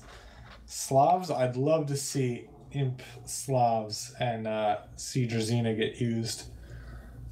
That's probably my favorite new tech in the newest expansion. Which one was it? Or I guess not the newest expansion, but the Slavs. Oh yeah, do you mean their unique tech concerning their infantry? Yeah, the splash damage or the area of effect damage. Oh yeah, that can be of use. It's quite situational if you ask me, but it has quite some impact. The only huge downside though is, especially in my opinion, the costs of that. It's really expensive. Do you know what it is offhand? I don't. Oh, let me guess. I mean, it's more than thousands food. I guess 2,000, 1,200, maybe. Really? 1,000. Well, I'm gonna check that. And then about 600 gold somewhere there, something like that. Not kidding. Wow, that's so much. Yeah, so you gotta be really sure about when to use that one. 1,200 food, 500 gold. There we go. Good guess then. All right. That's expensive. That's very. That's a lot, right? That's a lot. Definitely is. All right. So. Oh, wait. All right. Oh, so. Chris and. Yeah. Oh, I'm jumping in just because I see it. Chris in green and Sky Dragon in red. They're dropping their TCs pretty close to each other, so they'll be. They can support each other as teammates, but they might be a little too close to get together, and they'll be fighting over resources. For sure, for sure. But they can also share it. They can adjust their, way of sharing those stuff, those things, in a way that the one profits from the other somehow. It could be. I've seen that in the last last matchup with Max, Felice, CL Tim. There was some teamwork like that. They even there was even a friendly boar lame. There was an additional boar, and he told his mate there, hey, you can have that one, just produce a scout and then lame it. And it worked. But yeah, so let's see. So as you said, That's it's nice. Chris and the Sky Dragon, right? They're in the middle of the map here, and well, green, right? I'll just explain in a second what I think about green's TC there. But yeah, they're in the middle, and red being the Slav, and green, Chris, is Khmer, and the other team, which is Lastman, Oladushek. We have Lastman on the left-hand side of the map with the Slavs, really far away from the others, and on the right-hand side of the map, we got Oladushek, also far away, and he got the Khmers. And yeah, that's really interesting. So we got one team in the middle and the others outside. What do you think of this positioning here? What you think is gonna be the tendencies of choices? Maybe do you think it's gonna be any? Do you think it's gonna have any relevance that the people are in the center and the others are outside, so to speak? I think as soon as scouting's involved, if the Sky Dragon and Chris realize how spread out Oladushek and Lastman are, they'll probably focus in on somebody. And if they've been keeping track of their opponents, I would assume they focus in on Lastman. So that could be pretty scary for the other team here. I don't see the possibility of walling for last man, so he'll be open. Oh, that's for sure. That's for sure. Oladushek, it'd be big, but he could wall off very far away in these wood lines. Yeah, I see in the north, right? It'd be humongous, but it would just stall. It wouldn't really be defendable. Yeah, also pretty exposed there. But I see Oladushek's base being a tiny bit better than the one of Last Man. Especially concerning the aspect of being exposed there. For Last Man, it's really huge. I mean, the resources are fine, right? Last Man has his gold on the back. He has deer, a lot of deer, which is really, really good. Wood is there as well. He has some additional gold and stone not far away from his TC on the south. Even more on the left-hand side. That's incredible. There's so much of resources for Last Man. If you look at the left-hand side of his TC, we have more stone, more gold, so much more gold. Wow, this is really amazing. So there's a lot of space in the back that he could go for as well. For Oladushek, it looks pretty similar. There's also a lot of resources, especially in the back. Yeah, so that's that. But I just wanted to say something really important about Chris. His TC. Do you see his TC there? This position? Do you like this one? Just be dead honest. Oh yeah, and good night, Husky. Bye bye. And Willis, if you're talking, I cannot hear you. Oh, I'm stupid. Every all match, good, man. All good. Every match. Yeah. No, his TC's ugly. Oh, it's awful. This is bad. Even where he put it, it wasn't really right on the tiles. Right. Like he could have went a few tiles any direction. He's like, well, this would be a good spot. This would be a good, well, not a good spot. This would be an okay spot. This would be an okay spot. There, all okay spots. So if I just put it in the middle of all those okay spots. Oh, come on. Yeah, probably that's the way of thinking, but awful indeed. I mean, also resource-wise, he only has the stone, which is behind this wood patch on the south. On the north, there's another stone. But yeah, first of all, there's this hill, this ugly hill, which is never a good sign, especially if the enemy goes for some tower action or range stuff. That would be really bad, but I think this won't happen because on the north of Chris' base there's no one. So that's okay, that's good for him. He's lucky there. He does well by walling the south of his map with some houses there, but there's nothing he can do with the space, right? I mean, he only has this, has the wood there now, and now he must go far away. He gets those deer, which is a good decision, perfect decision. But I wonder, where will he go and find some more gold for himself? I really don't know. Will he maybe share it with the Sky Dragon, who has a lot of gold there? Probably will happen. Yeah, I'd say so. I'm sure Chris has kicked himself once he saw a little bit more scouting and realized how he placed his TC. Almost a farming TC. Not quite. Yeah. Oh, but he's really raking in those deer though. He's got 9, now 10. You gotta be 10 villagers working on 3 different boar or 3 different deer. Oh, never mind. That last villager's luring in the boar there. Is he gonna turn all those villagers on the board, or is he just gonna go all the way back to the TC and maybe take some off of wood? I see some misplacement at the moment. So sorry to interrupt you there. The Sky Dragon placing a mill somewhere where you only got 2 deer. 1 mill for 2 deer. That's not the ratio you should go for. 4 deer would be fine. He might be doing it because he's gonna have to build farms eventually. True, of course, that's for sure. But do you think that's don't you think that you could have used this wood for something else because it's so early in the game? I don't think that he will put some farms there right now. He will do later, of course, because now you got the mill there. But do you think that was his way of thought? Or is it maybe a mistake of him? He didn't scout it too well. He doesn't know too much about this location there. And I guess he expected to see more deer there. I can see that, yeah. He was just probably betting on them being more deer. Yeah, but at the same time there are no berries, so he probably had to place his mill somewhere. Oh, chat's saying he needs it to click up. and he needs it for market, so his choices were either lumber camp or market. Well, or this mining camp. So if we have to speculate on what he was thinking, he must have just been hoping for more deer. That's the only one of those choices that make the most sense. Guess so. Oh well. Alright then, what about the others? Let's see. Oladushek does well. I like his spot all in all. To feudal age at the same time. They're coming in at the same time, I should say. But Lastman still struggling behind. It's it was kind of to be expected, right? Right? Why is that? Yeah, okay, so I'm looking at his TC. He has 569 gold or food, and he's just not clicking. Why isn't he doing that? I've been sitting here for about 10 seconds. Click, Lastman, please. Where are you looking?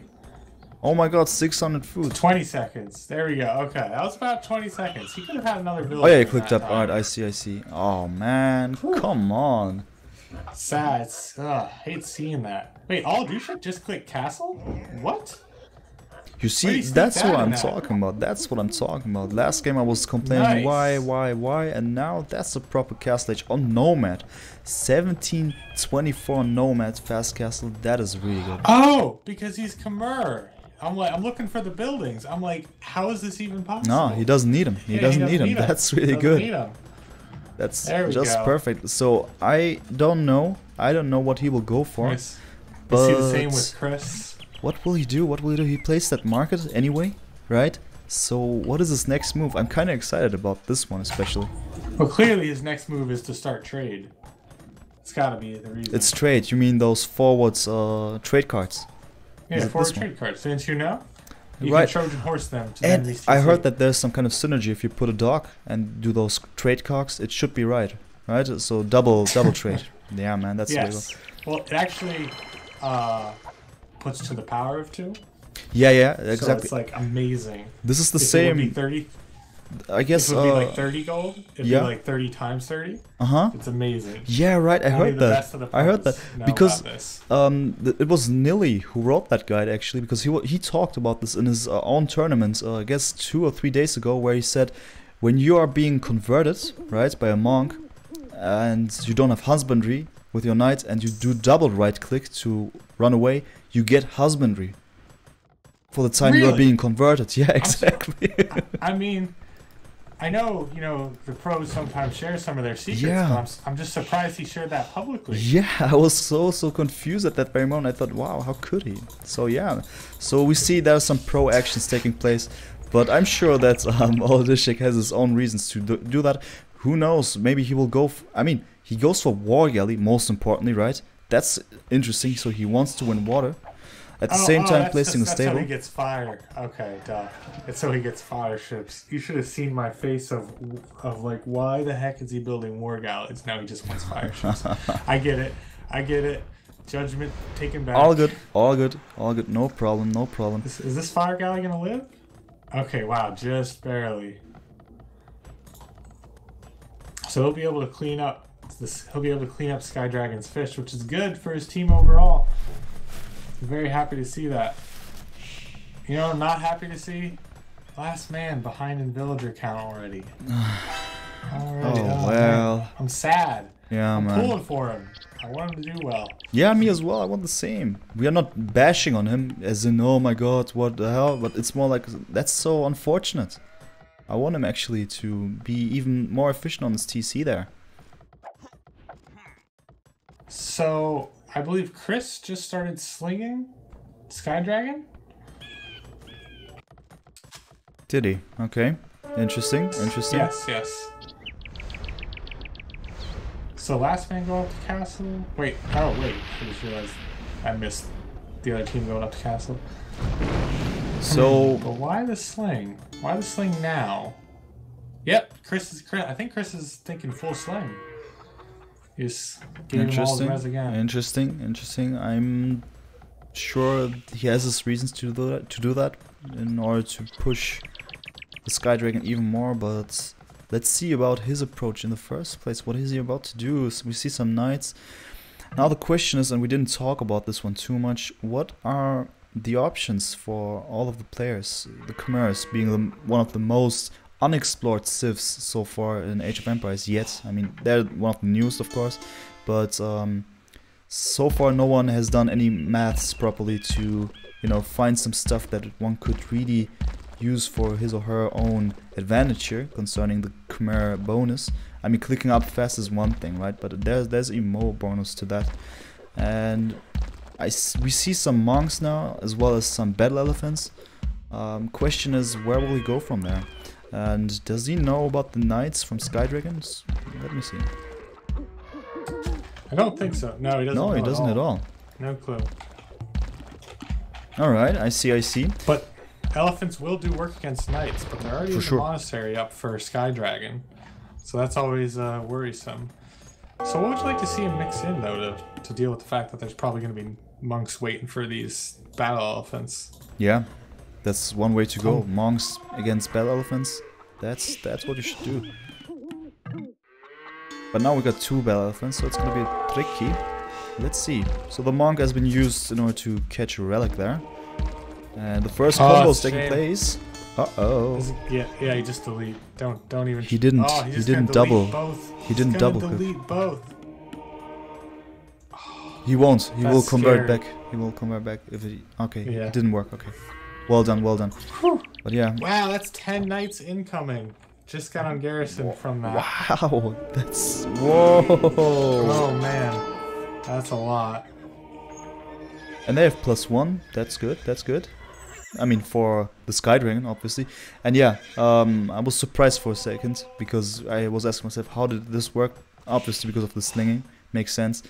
But damn, this is such a big army. So another monastery being built now by Oladushek. He has not enough time. Oh, was there a little hole over there? Or was this... Oh my god. It looked like this for a second. Next to the palisade gate on the left hand side, between those 2 houses. Is there a hole? For a second I could see a knight going through there, but no, it's fine, it's fine. So yeah, more monasteries, more monks. And yeah, indeed it was a hole, okay. So that says it was a hole. Yeah, it definitely was. Definitely was. Wow, wow, okay. Interesting. So Oladushek needs to put out more monks and just continue to convert these knights. I don't know why he's waiting. Just convert knights while they're outside there. So he's got 2 monks ready. I got one question here now, and I'm really, Yes. really surprised again. And I don't look. We got this. We know what Chris is doing. We know what Dragon is doing. We obviously know what Oladushek is doing, which is surviving here and finding a solution to come out of the situation. What is Lastman doing at the moment? Well, he's researching gold shaft mining.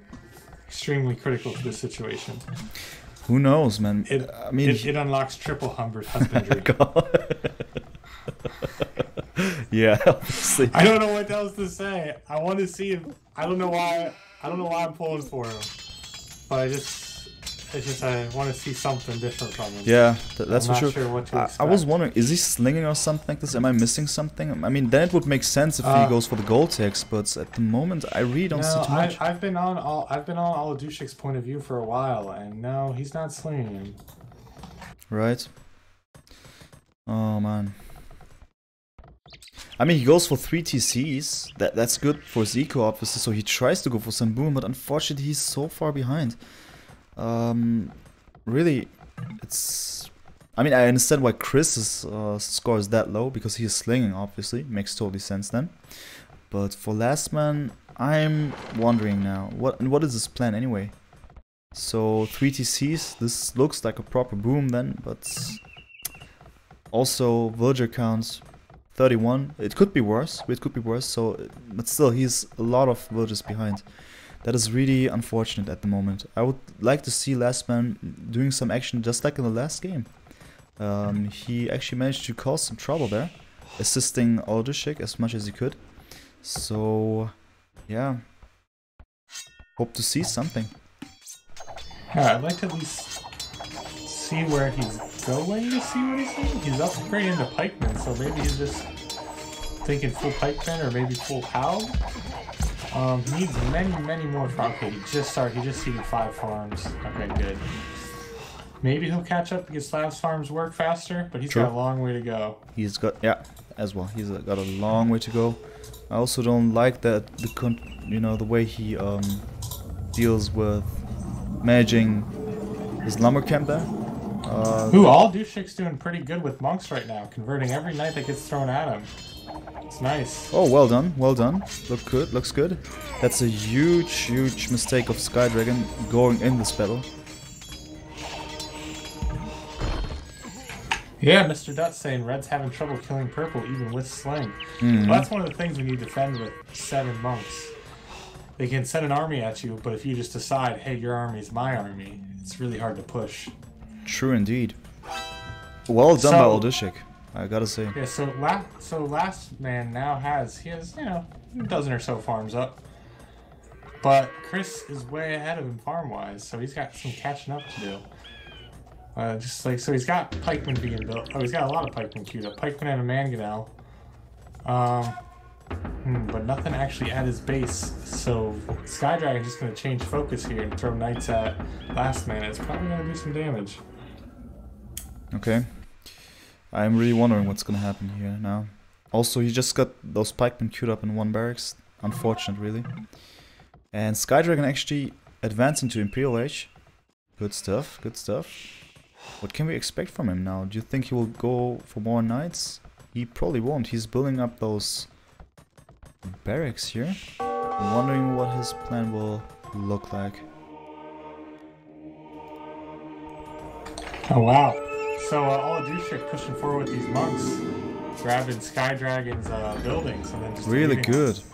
That's always nice. That's always very, very good.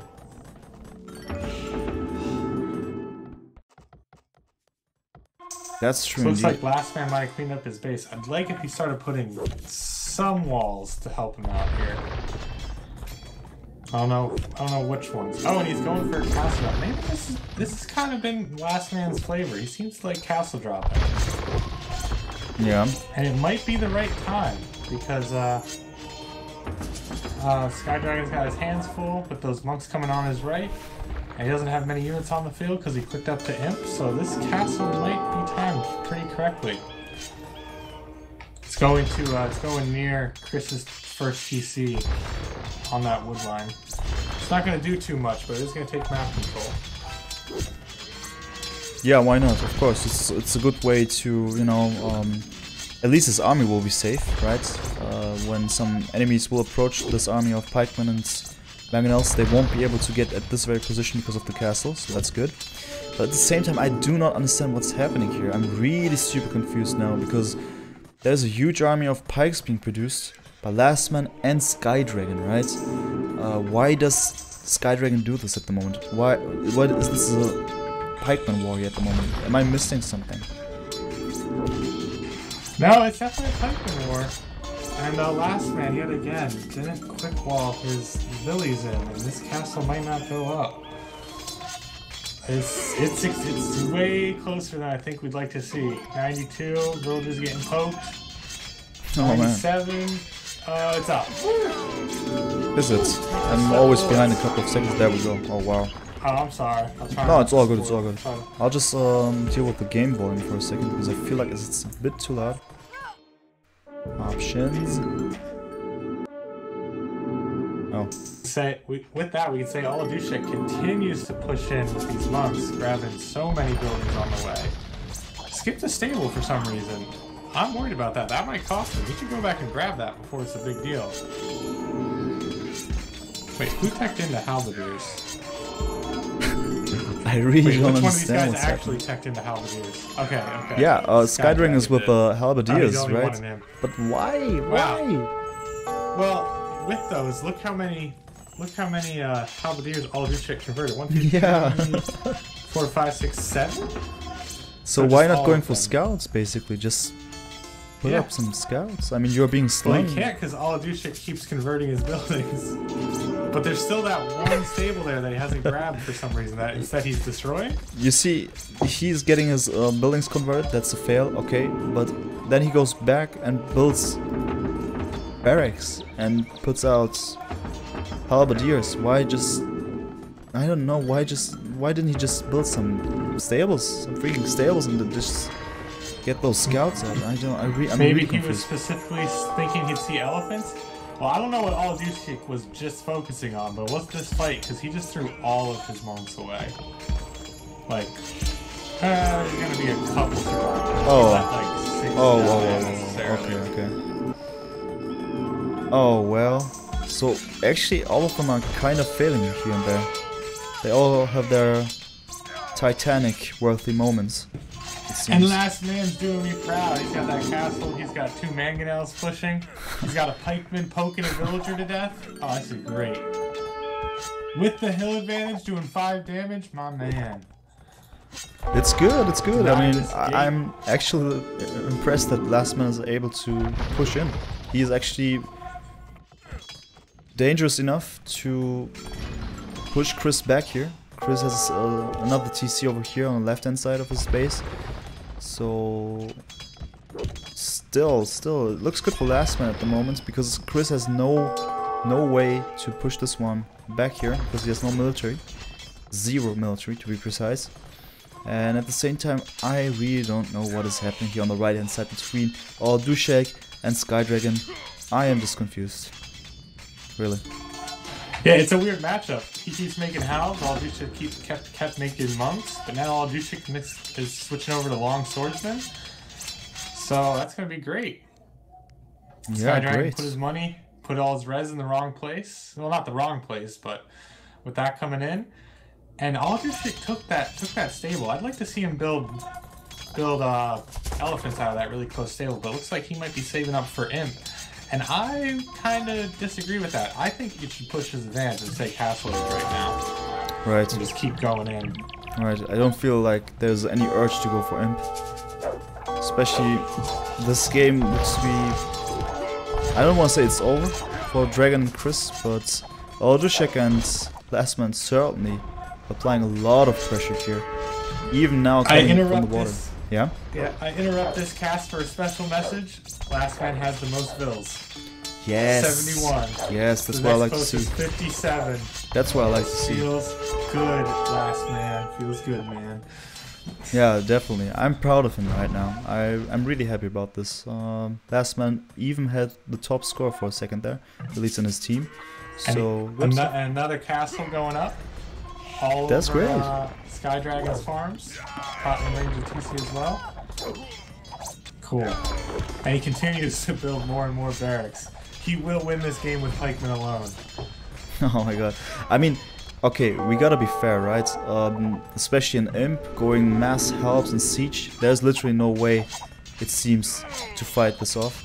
Because then you're kinda unbeatable. But pikemen, specifically, they are still way too weak in order to, be successful with this idea. But still, he managed to do it. I understand why going for pikeman siege in general, but in the beginning it looked really odd. Because normally I see this kind of combo taking place in Imp when you say, okay, you know what, now I gotta go all in, just forget about all the other units. I just go out with halberdiers, mass halberdiers, and a lot of siege, and the enemy will just die because of this. But now we are having this situation slowly, because we are an Imp for 2 players now. And I'm just wondering what's gonna be the next move here. Looking at the tech overlay, all these upgrades coming in for Last Man and Oladushek, but nothing for Chris and Skydragon. That's what I like to see. And Chris shows no sign of doing anything but slinging. 0 military, I'm telling you. No intention of changing his plan. Which can work. But as of right now, Oladushek and Chris aren't making mistakes. Or sorry, Oladushek and Last Man aren't making mistakes. So Yeah. they're just gonna keep coming in. True.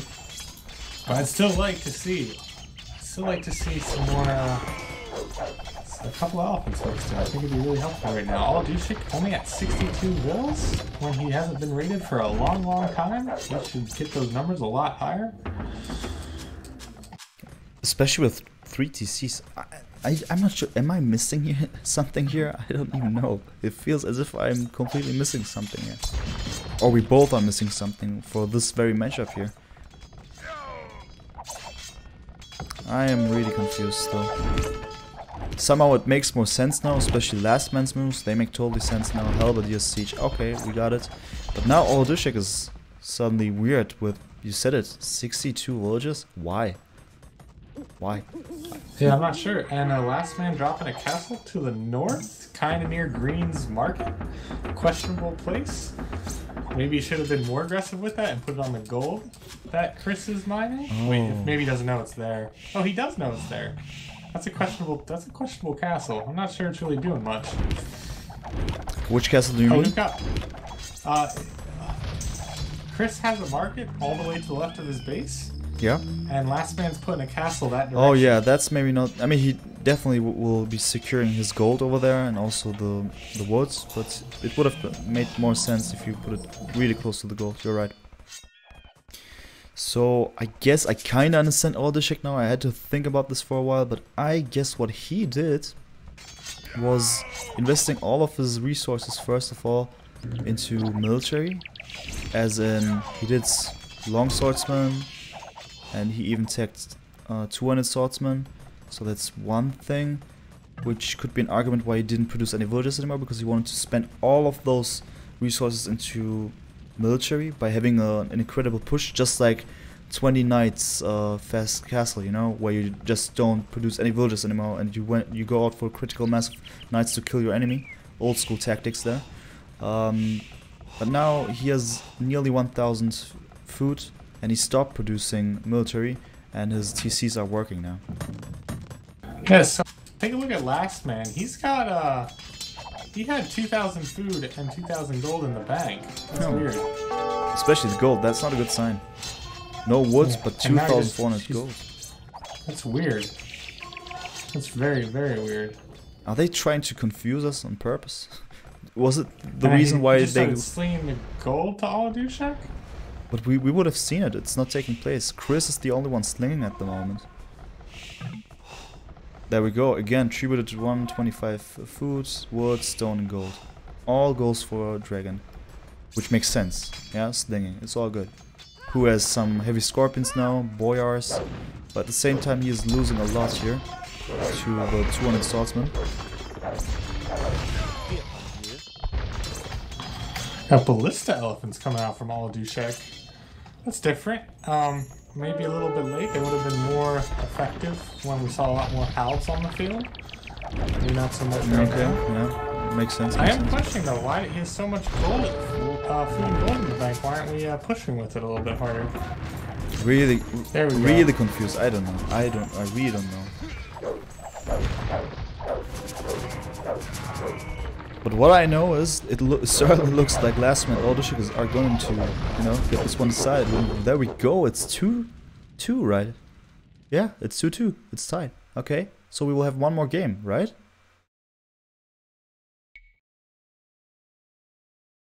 Should be so. I will quickly go for the achievements.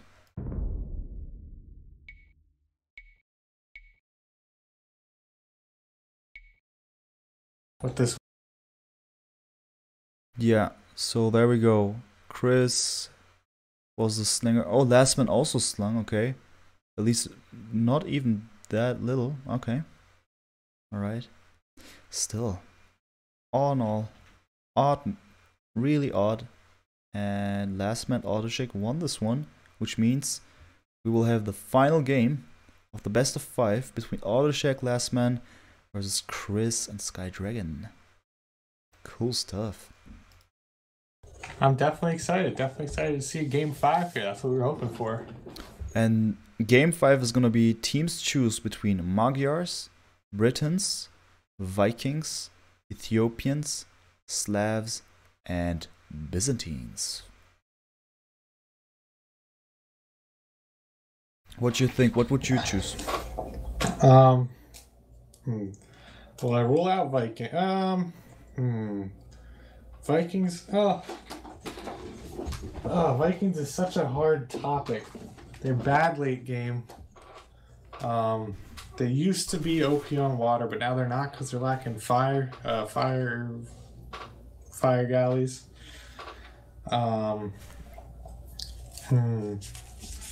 I believe I heard with Magyars and Byzantine. No, I don't want to do 2 cavalry civs. Maybe Slavs and Byzantines? Go for that yourself? Slavs and Byzantines. Alright. I would go for...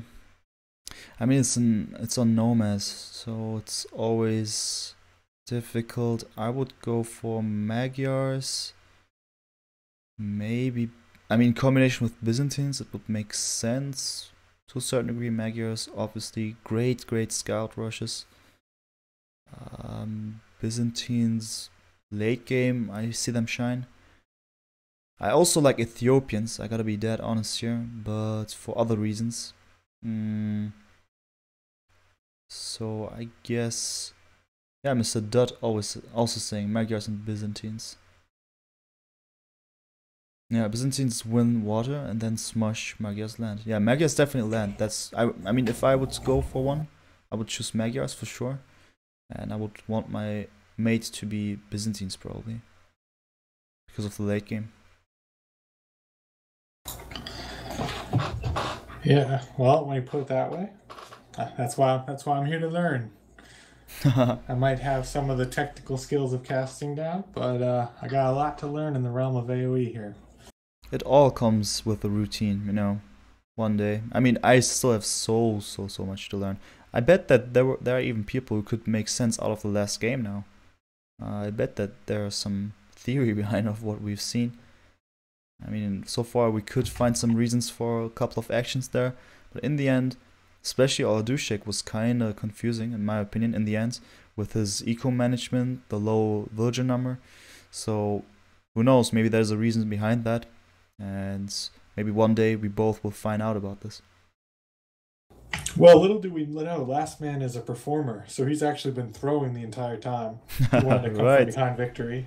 Yeah, he wanted to come back 2-0 and win 3 in a row. Right.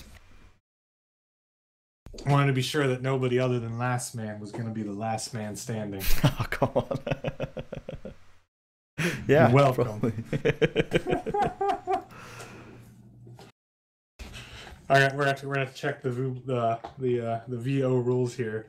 There's gonna be a sliding scale on how terrible of jokes we're allowed to make. I feel like that one might be a gray area.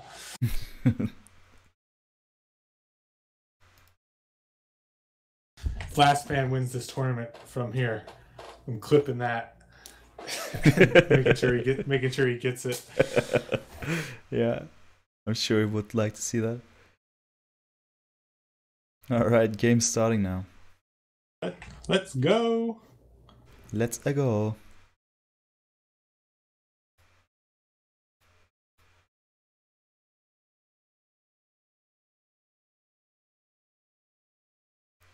Alright, so hello everyone.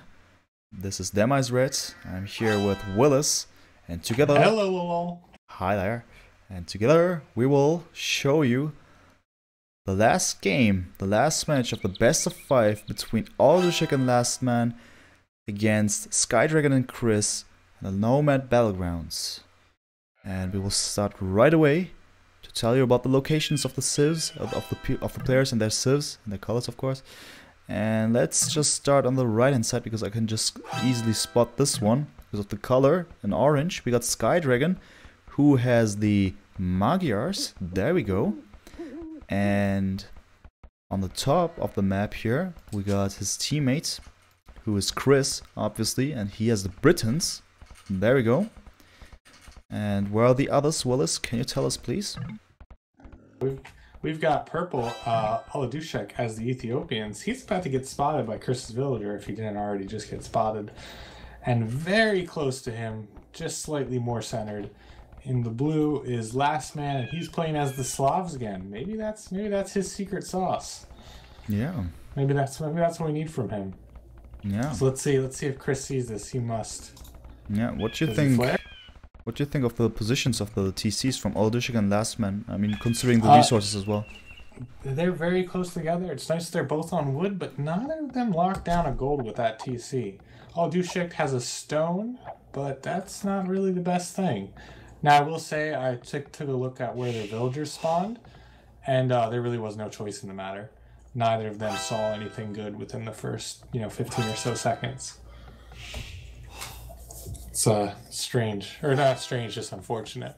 Yeah. So I like that they're on wood. Ooh, Oladushek doing a rare scene thing, getting that shorefish that's right next to his TC. Right. That's some dumb luck, that one spot. Yeah. For sure. That's very nice to see. Good boost. Sure. Oh, yeah, for sure. There we go. Come on. Good one. Oh god. All right. And yeah, what about the other TCs? Let me see. The Sky Dragon on the right hand side, as I've mentioned. He has a decent spot for wood and gold, of course. And stone also really close to his TC. Gold, second golds there. Unfortunately, there's a hill, but if he manages correctly, nothing will happen. I hope so for him. Also on the south, there's a lot of gold, so there are plenty of resources. Some deer also in the north. Let me see if he knows about that. And he does. So that's that. Many resources. And his teammates. With that. Yeah. Oh, with that, just calling out to the chat, Mr. Dutt. Thanks for jumping in and helping out with that question. Oh yeah, much appreciated. Thank you, Mr. Dutt. And on the north, we have Chris, as I've said, and he's there in a spot that is. Oh well, there's not too much to it, right? Look at that. He's pulling the second board right now, so that's nice. Lost a villager there. Yeah, oh really? I had Fog of War on. All good, all good. He unfortunately last man had a sheep that was going towards TC, so I was wondering if he was gonna find Chris or not, and he didn't. Yeah. He was very, very close. I'd say he was one tile away from that sheep getting picked up by a Chris villager. He honestly missed the TC by 3 tiles. So there we go. But all in all, Chris's base, I mean the map at all, not really good. He has some wood, okay. He also got his 2 boars there. Other than that, there's only stone, which is also exposed much. And if he had the ambitions to get the gold on the left hand side, he can forget about that, because there is Lastman already spotting that gold. Probably he will go for that. We'll see about it. So I think Chris has a really, how do I say that? How do I put that in a way not to be too strong with my wording there? But it's really not the best position. Let's say it like that. He could have chosen better, but maybe it was the best that he could find. If we look at his pathing there, he had some options there, but yeah, really unfortunate there for him. Well, would you say it's better than his? No, I don't think it is better than his TC last game. I think I'd pick last game over this when he was in the middle of woodlines. Exactly, because there were some options of further away. In the north, there were some more resources and whatnot. But here, there are really nearly no options at all. He can place the mill in a complete north with the 2 deer. But that's all. His fishing isn't going to be too strong either. Let me see.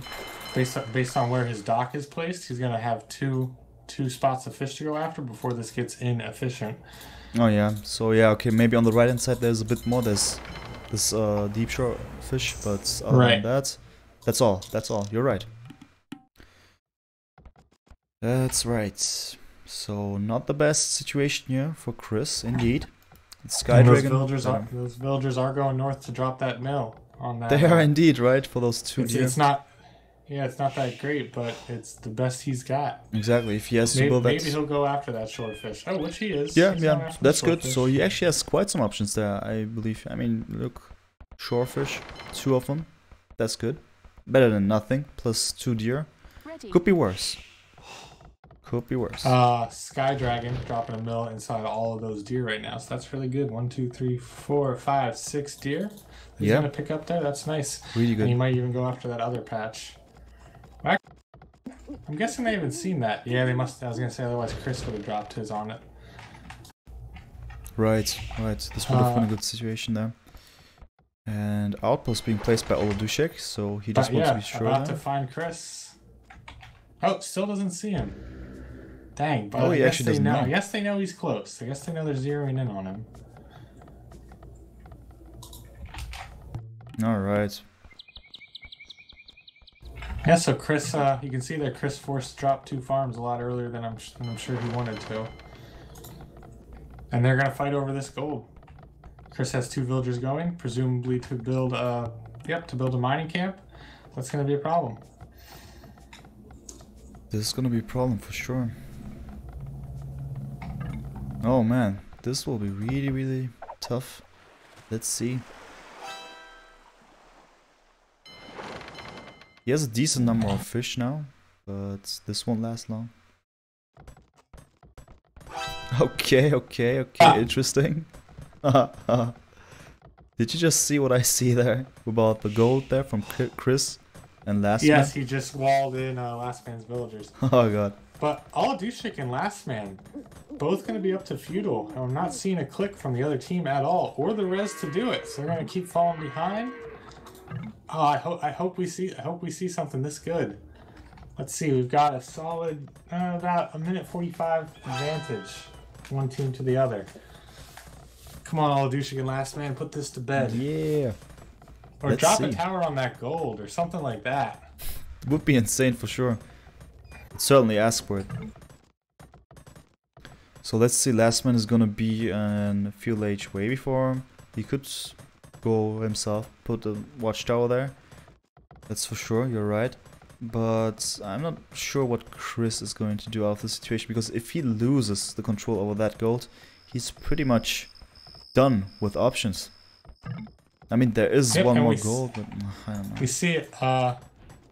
Lastman's dropping the watchtower. Very nice. I'd Yep. love to see him drop a house and 1 palisade, though, to stop those villagers from coming to batter it down. If they see it, you're right. You're Because here right. they come. Yep, they're coming. Uh-oh. Uh-oh. Or They're they leaving, ditching? actually. They're ditching. Yeah, okay. Nice. So Chris is off gold. Even though I'm not sure if this was the right decision, because there were no walls, as you've said. It would have been perfect for him to just, you know, attack us if there are no walls. Right. Only 1 watchtower. Could have been the choice there. Sad stuff, indeed.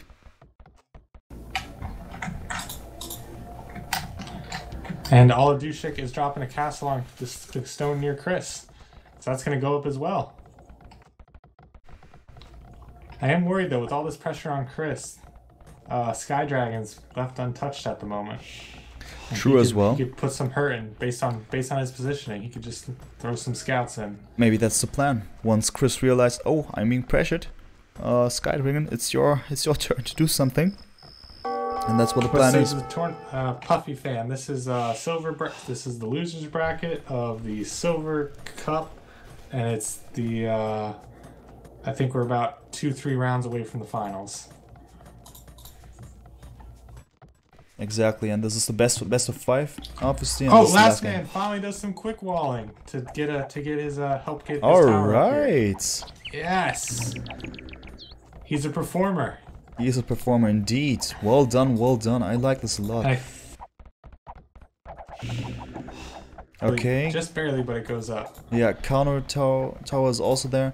I like actually the choice about the archery range. Could be some good way to pump out some skirms, but he also needs some other unit in order to deal with this. But I like what he does with his.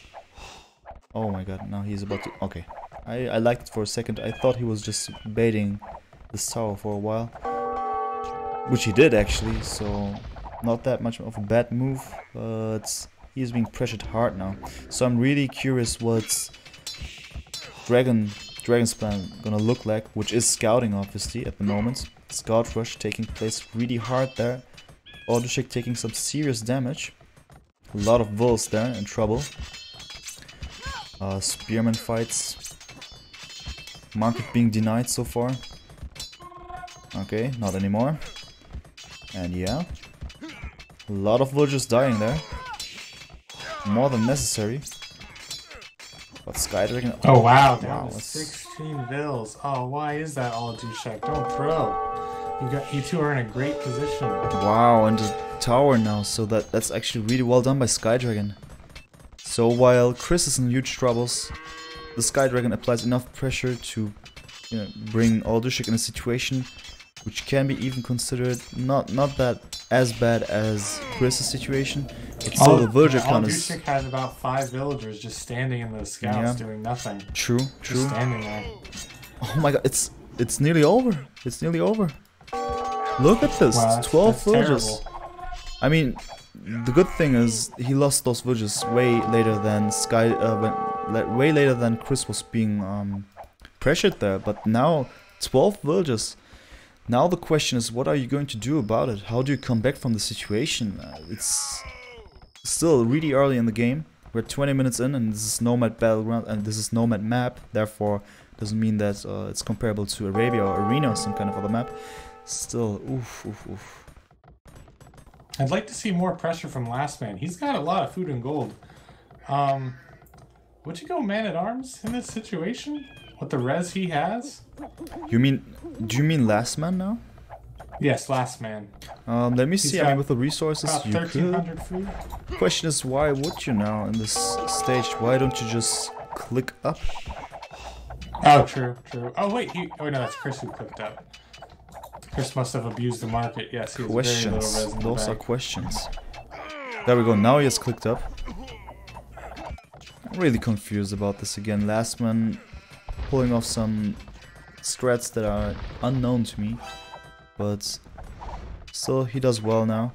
Still he used so many villagers just to kill one villager there. That was maybe unnecessary. A lot of idle time. Oh well. And they're still standing there idle. There we go, now they're moving. So I'm curious about Skydragon's next moves. He's putting up archery ranges, even though he could have... Okay, now that there's some archers by Oladushek, it's not that easy. So actually a good choice here. I thought maybe continuing that tower rush, pressuring and zoning Skydragon's Oladushek space would be a choice. But actually does well. He goes a safe way without sacrificing his villagers and getting up those archery ranges. And let's see what kind of units skirmishes are being produced, okay, in order to counter those archers. Okay, interesting. Looks like Oladushek's plan is to, well, for a little while, was go heavy on stone and to sell the stone in order to get other resources. Yeah, that could be. At the same time, I just spotted the stone of Chris on the left-hand side of the map, top. Wow, that's really far away. Yeah, still you've managed to find some resources. A little southeast of that. Same thing from last time. Yeah, you're right. Absolutely right. But it's really funny how the rest of the map, like 50% of the map now, is completely unused. That's something. Alright, so we gotta see what the next... Okay, so Skydragon's clicking up. Lastman's gonna be nowhere... Or not Lastman, sorry. Oladushek's gonna be nowhere near that for a long time. It's a little scary for him. Maybe he goes into tower defense mode. That can keep him alive for a while. True. See, Lastman just now putting up a barracks. That's... I don't know why it's so late. I really don't know. He goes for Spearman again, so I'm afraid somehow that we'll see the same playstyle just like last game, which ended positively for him, right? Spearman, Pikeman, and then later Halberdiers. It worked out somehow. But no, instead he also places so stable there, so maybe we will see something else. So looking at the villager counts, still interesting, right? Oh, Lastman has been dropping towers on Chris this whole time. Didn't notice that. To the north of Chris's Oh yeah, to the base. north, one tower there, obviously. Good thing. Yeah, I did not notice. Pushing Chris off wood as well. So Chris, while he's not dead, isn't really collecting anything. Alright, we see the first knight of Lastman now. I wonder how they will do against all the rest here that he has to face. Obviously he will be able to deal with Skydragon, considering his army composition. Let's just see.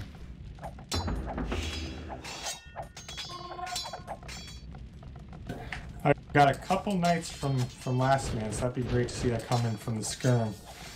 Getting that from the chat, and that'd be great to see, but But Sky Dragon has some knights of his own, Scout, so he's got a little bit more damage output than Last Man has. For sure. If they fight him with TC, that could do it. That could be the difference maker. Uh-huh. Oh, but those 2 extra knights showing up though, they're gonna Yeah, and even then, the thing is, Last Man does not have any upgrades on his knights or whatsoever. Nothing like that. So that was over anyway. So not the best move of Last Man going out there with 2 knights without any upgrades. Such a waste. And now Last Dragon, now I'm mixing up the names. Sky Dragon is actually in the base of Last Man, there we go. And he will be able to cause some more damage. Once he has the next upgrade, plus 2 defense, he will be fine taking some arrow fire from the TC. But instead, he first of all finds some more villagers that are walking around, working far away from the TCs.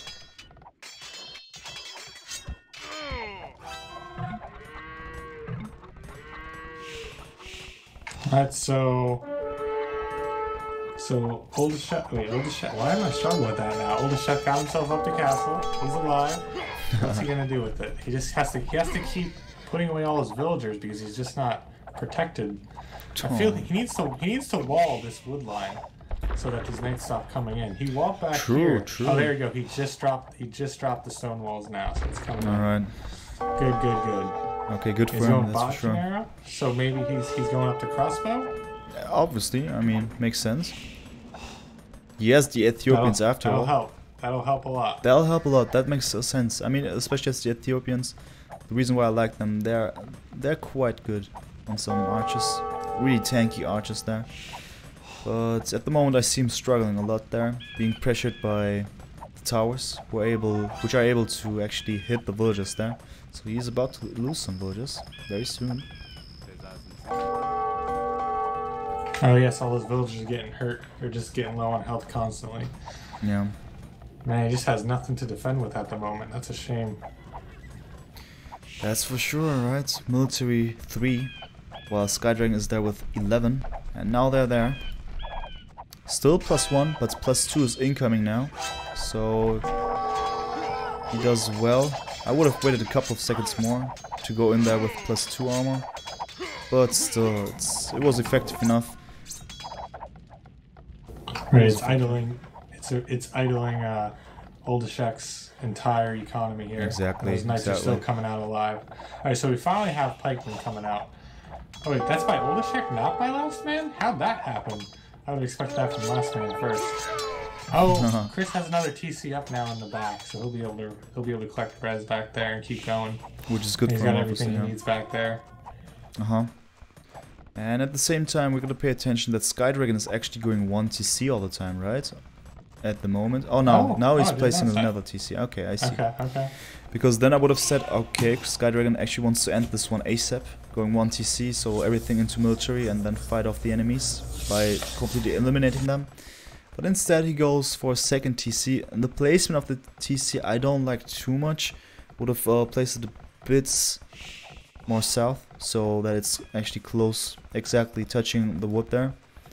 But instead he goes for that kind of placement. He could have gone 1 tile to the left and one tile down. Well, that's his choice. And at the same time Chris with some expos, which is not surprising considering the fact that he has the Britons. Score-wise still really low. Way lower than Oladushek, who still has a lot of problems getting that villager count up, as he was constantly raided, and he is actually getting raided once again, which won't be that effective from Sky Dragon this time because there's some pikes. And yeah, he shouldn't get into that fight, and he also lost that one knight there. There we go.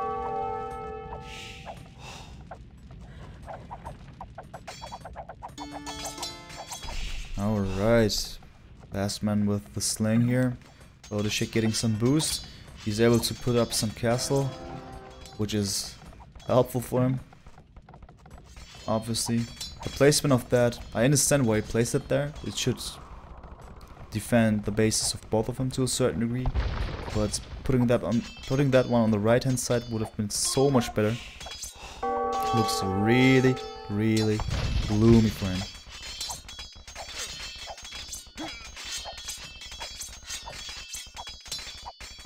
Oh so yeah. what are our next moves here? Yeah, What are we- yeah, that's true. let me I'm so see sorry. something. So sorry. I was just going to say with the chat. So Karaka was asking how long does Nomad Battlegrounds go for, and Mr. Dutt said exclamation mark brackets. This is unfortunately the brackets for Legacy of the Huns because we just casted the games for that. I'm so sorry I didn't pay attention to that. There's actually another bracket for that thing. Maybe if there's a mod, he could maybe put that one in. We'll see.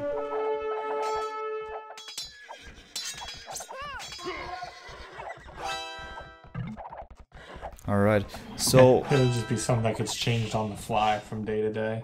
yeah. So Chris is building a castle somewhere. Oh, there it is. Oh wow, that's a really bad spot for Lastman. In the middle. Oh wait, it might get denied if he focuses on these villagers. Yeah, there's enough time to do so. No, it's gonna stand. The knights can't get into those last two.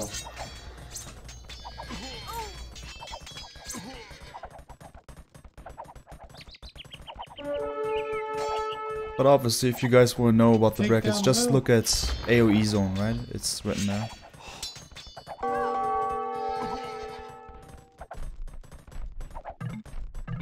Okay, so what about this castle? It survived. Interesting, Yeah, interesting. And it goes up. At the same time, Skydragon finally put his castle there, at this very spot where, in my opinion, Oladushek should have placed his own castle. And now it's gonna be so tricky getting out of the situation. He does well by placing another TC to have a TC that is actually working, because this initial TC will be gone very soon. At the same time, also resource-wise, I mean, I said it earlier, this is only a match taking place at, 50% of the map at the moment. There's so much more space. But they seem to fail getting out of this very position that they're in. Lastman does well by having this TC more on the south of his initial TC, but Oladushek is completely stuck here, it seems. So I'm not sure if this is the best situation for him, but he has to know for himself. But I just know that if he continues like that, having only wood income, food income, and it seems that there's no other type of income concerning gold and stone, he won't be much of use in the next minutes then. Lastman's putting a castle on his TC to secure that gold and stone to the west of most of the action. It seems like it's going to go up kind of unchallenged at the moment. It'll go up. So one of the problems for Oladushek, he's been making pikemen, but he's been going all the way around to bring him back to his base, just because of the way he built earlier on Chris. Exactly. But Lastman has taken out Chris's original TC and is clearing up that base kind of handedly. It's just that Skydragon's push on Oladushek is so much stronger. It really is. So much faster. It really is. He has 2 TCs, which secures him good economy there. And we see a Treb coming in. It's going to be backed up by knights. It's going to be backed up by knights with +3 armor. So I think that Treb might be what's bringing the pain really soon. Question is there a chance to get out of the situation now? Especially for Oladushek. I mean, he has this castle in the back, but wow, do you see any hope? Chris is dropping a random castle in Lastman's farming economy. Lastman's really not doing much about it.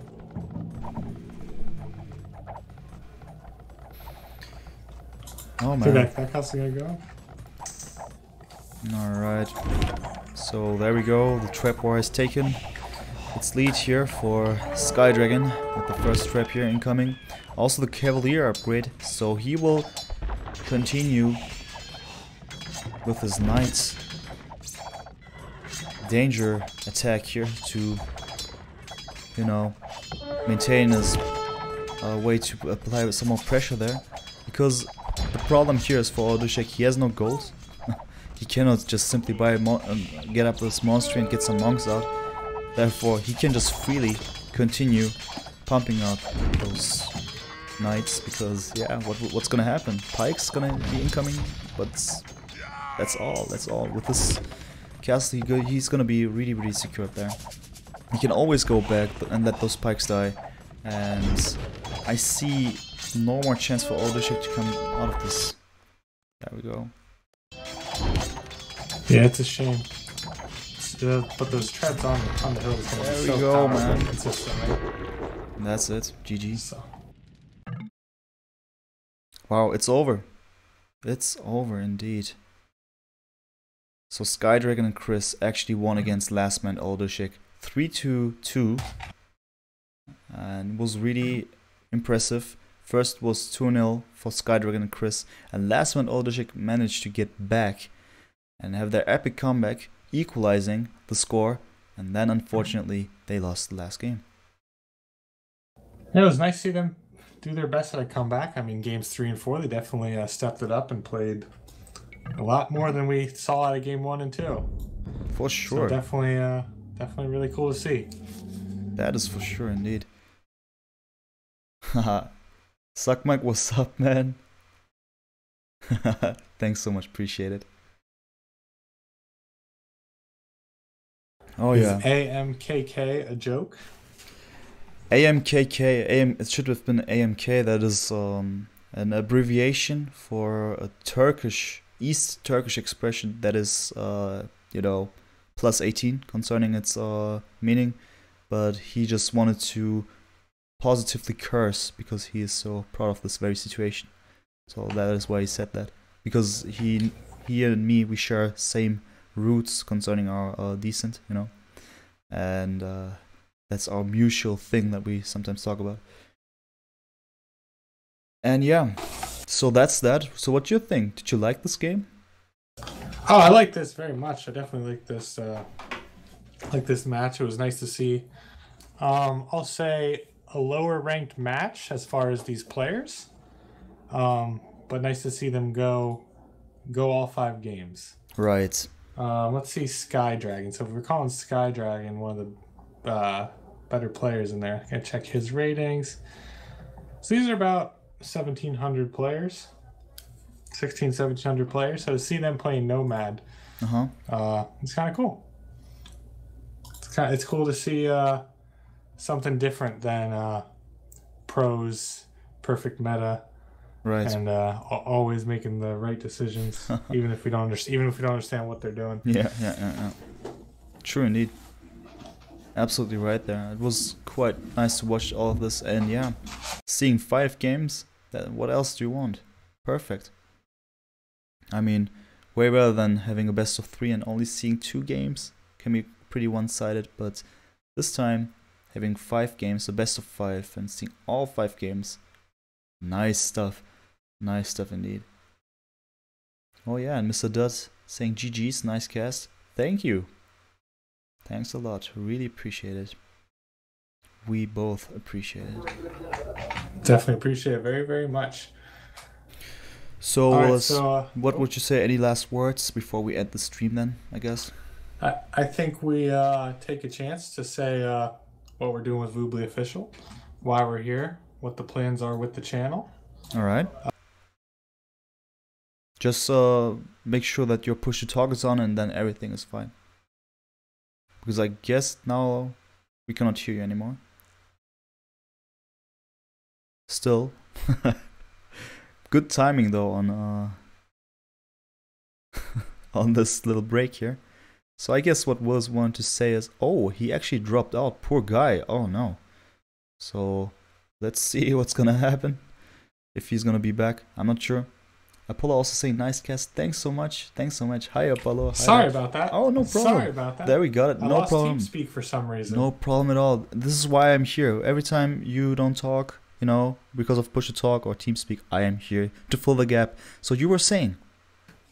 Yeah, actually, that was just a straight up TeamSpeak crash. That was not push to talk this time. Okay, all good though. All good. But anyway, yeah. So the plan is ... Actually, you know what? We'll just cut it there. Great cliffhanger. See you next time. GG. All right, GG. Okay, bye. All right. Could have planned that better myself. Uh huh. We should try to clip that. But anyway, so what we're doing, so people such as Nobody and some behind the scenes people with Voobly have decided that, hey, this channel's still here. Why aren't we doing something with it? And they have brought people like myself in and Dem-Eyes Red. Yep. And to come in as casters. We're free to cast on this channel. You'll probably see us at minimum once a week. It seems like the nice format is to get 2 of us together on the weekends. But as we go more and more, you're gonna see this channel flush out more and more. Possibly bring more time on. So there's the opening to tell you that people, you're welcome to, if you're into casting, we're into coaching you and making you a better caster, better player. Yeah. So you're welcome to join part, or if you want to join part of this team, start talking to us and we'll teach you a thing or two. Exactly. This is how it is. I mean, we will not stop producing our content here, and we will certainly continue with all of this. We have a lot of plans now. Also, next week there's a lot of castings taking place, as in more Nomad Battlegrounds, also Legacy of the Huns. We will see about this. I mean, I will have plenty time to do this on the weekend. Maybe if there are games in the night or in the morning, I will take care of it as well. I'm only busy in the afternoon working, and other than that, I will just see about my studies somehow, how to squeeze them in somewhere. And yeah, just feel free to contact us. We're here. And yeah, we will not be gone. We will not go anywhere. We will stay here where we are. If we are going offline now, this doesn't mean that we won't come back again. We will continue producing a lot of content for sure. So that's from my side. Willis, if you would like to add something else, you can, of course. Otherwise, yeah, I'll give it a little bit more before we're out of here. As far as each one of those casters go, the 5 of us, there's still each individual's channel still active. So if you're gonna check out myself, Dem-Eyes Red, Nobody, Influenza, or Katsuni, they're still active on their own channels, and that is the plan. This channel will be active, split between the 5 of us and whoever else grows into it, as well as our own personal channels. So make sure to be checking out those if you like anybody you see here and then you want to go find them. That's also part of the plan here. Help new people get involved in the community. yeah. With that, Nobody, I can go ahead and send a host. I think it's right to send it to spring, seeing as that's where we started today. No, of course. I mean, we can do this, but can we actually? I mean, I cannot do it. Can you do it? Yeah, I have access to it. All right, then feel free to do it. Let's just host that guy. He deserves it after this win, 2-0. Well done. Therefore, that's that. So I guess that's all. So yep, say your goodbyes and I'll give an intro for spring. all right then. So thanks for watching, guys. And we will be back next week, obviously. So tomorrow or some other day, especially in the weekend, Nomad Battlegrounds will continue. I will be there for sure. I will cast some games there on the weekend. And I hope that the others will be there as well. Willis be there, maybe. I hope so, at least. I really enjoyed it to do this today with him. It was a pleasure. And we'll see about the others if Nobody will join us as well. I'm sure that we will find some pretty sweet stuff to cast. So that's all from me. Thanks for watching, guys. Absolutely. It's a pleasure casting with you for the first time, Dem-Eyes Red. Thank Darn. you. Messed it up at the end there. But anyway, if you haven't seen Spring before, anybody, he's the top US player. If you were here at the beginning of the stream, he was the one he was in the Legacy of the Huns tournament, won today, going on to the next round. Me personally, I'll be rooting for him. Biased opinion there. But with that, enjoy the host. And All right then, bye-bye.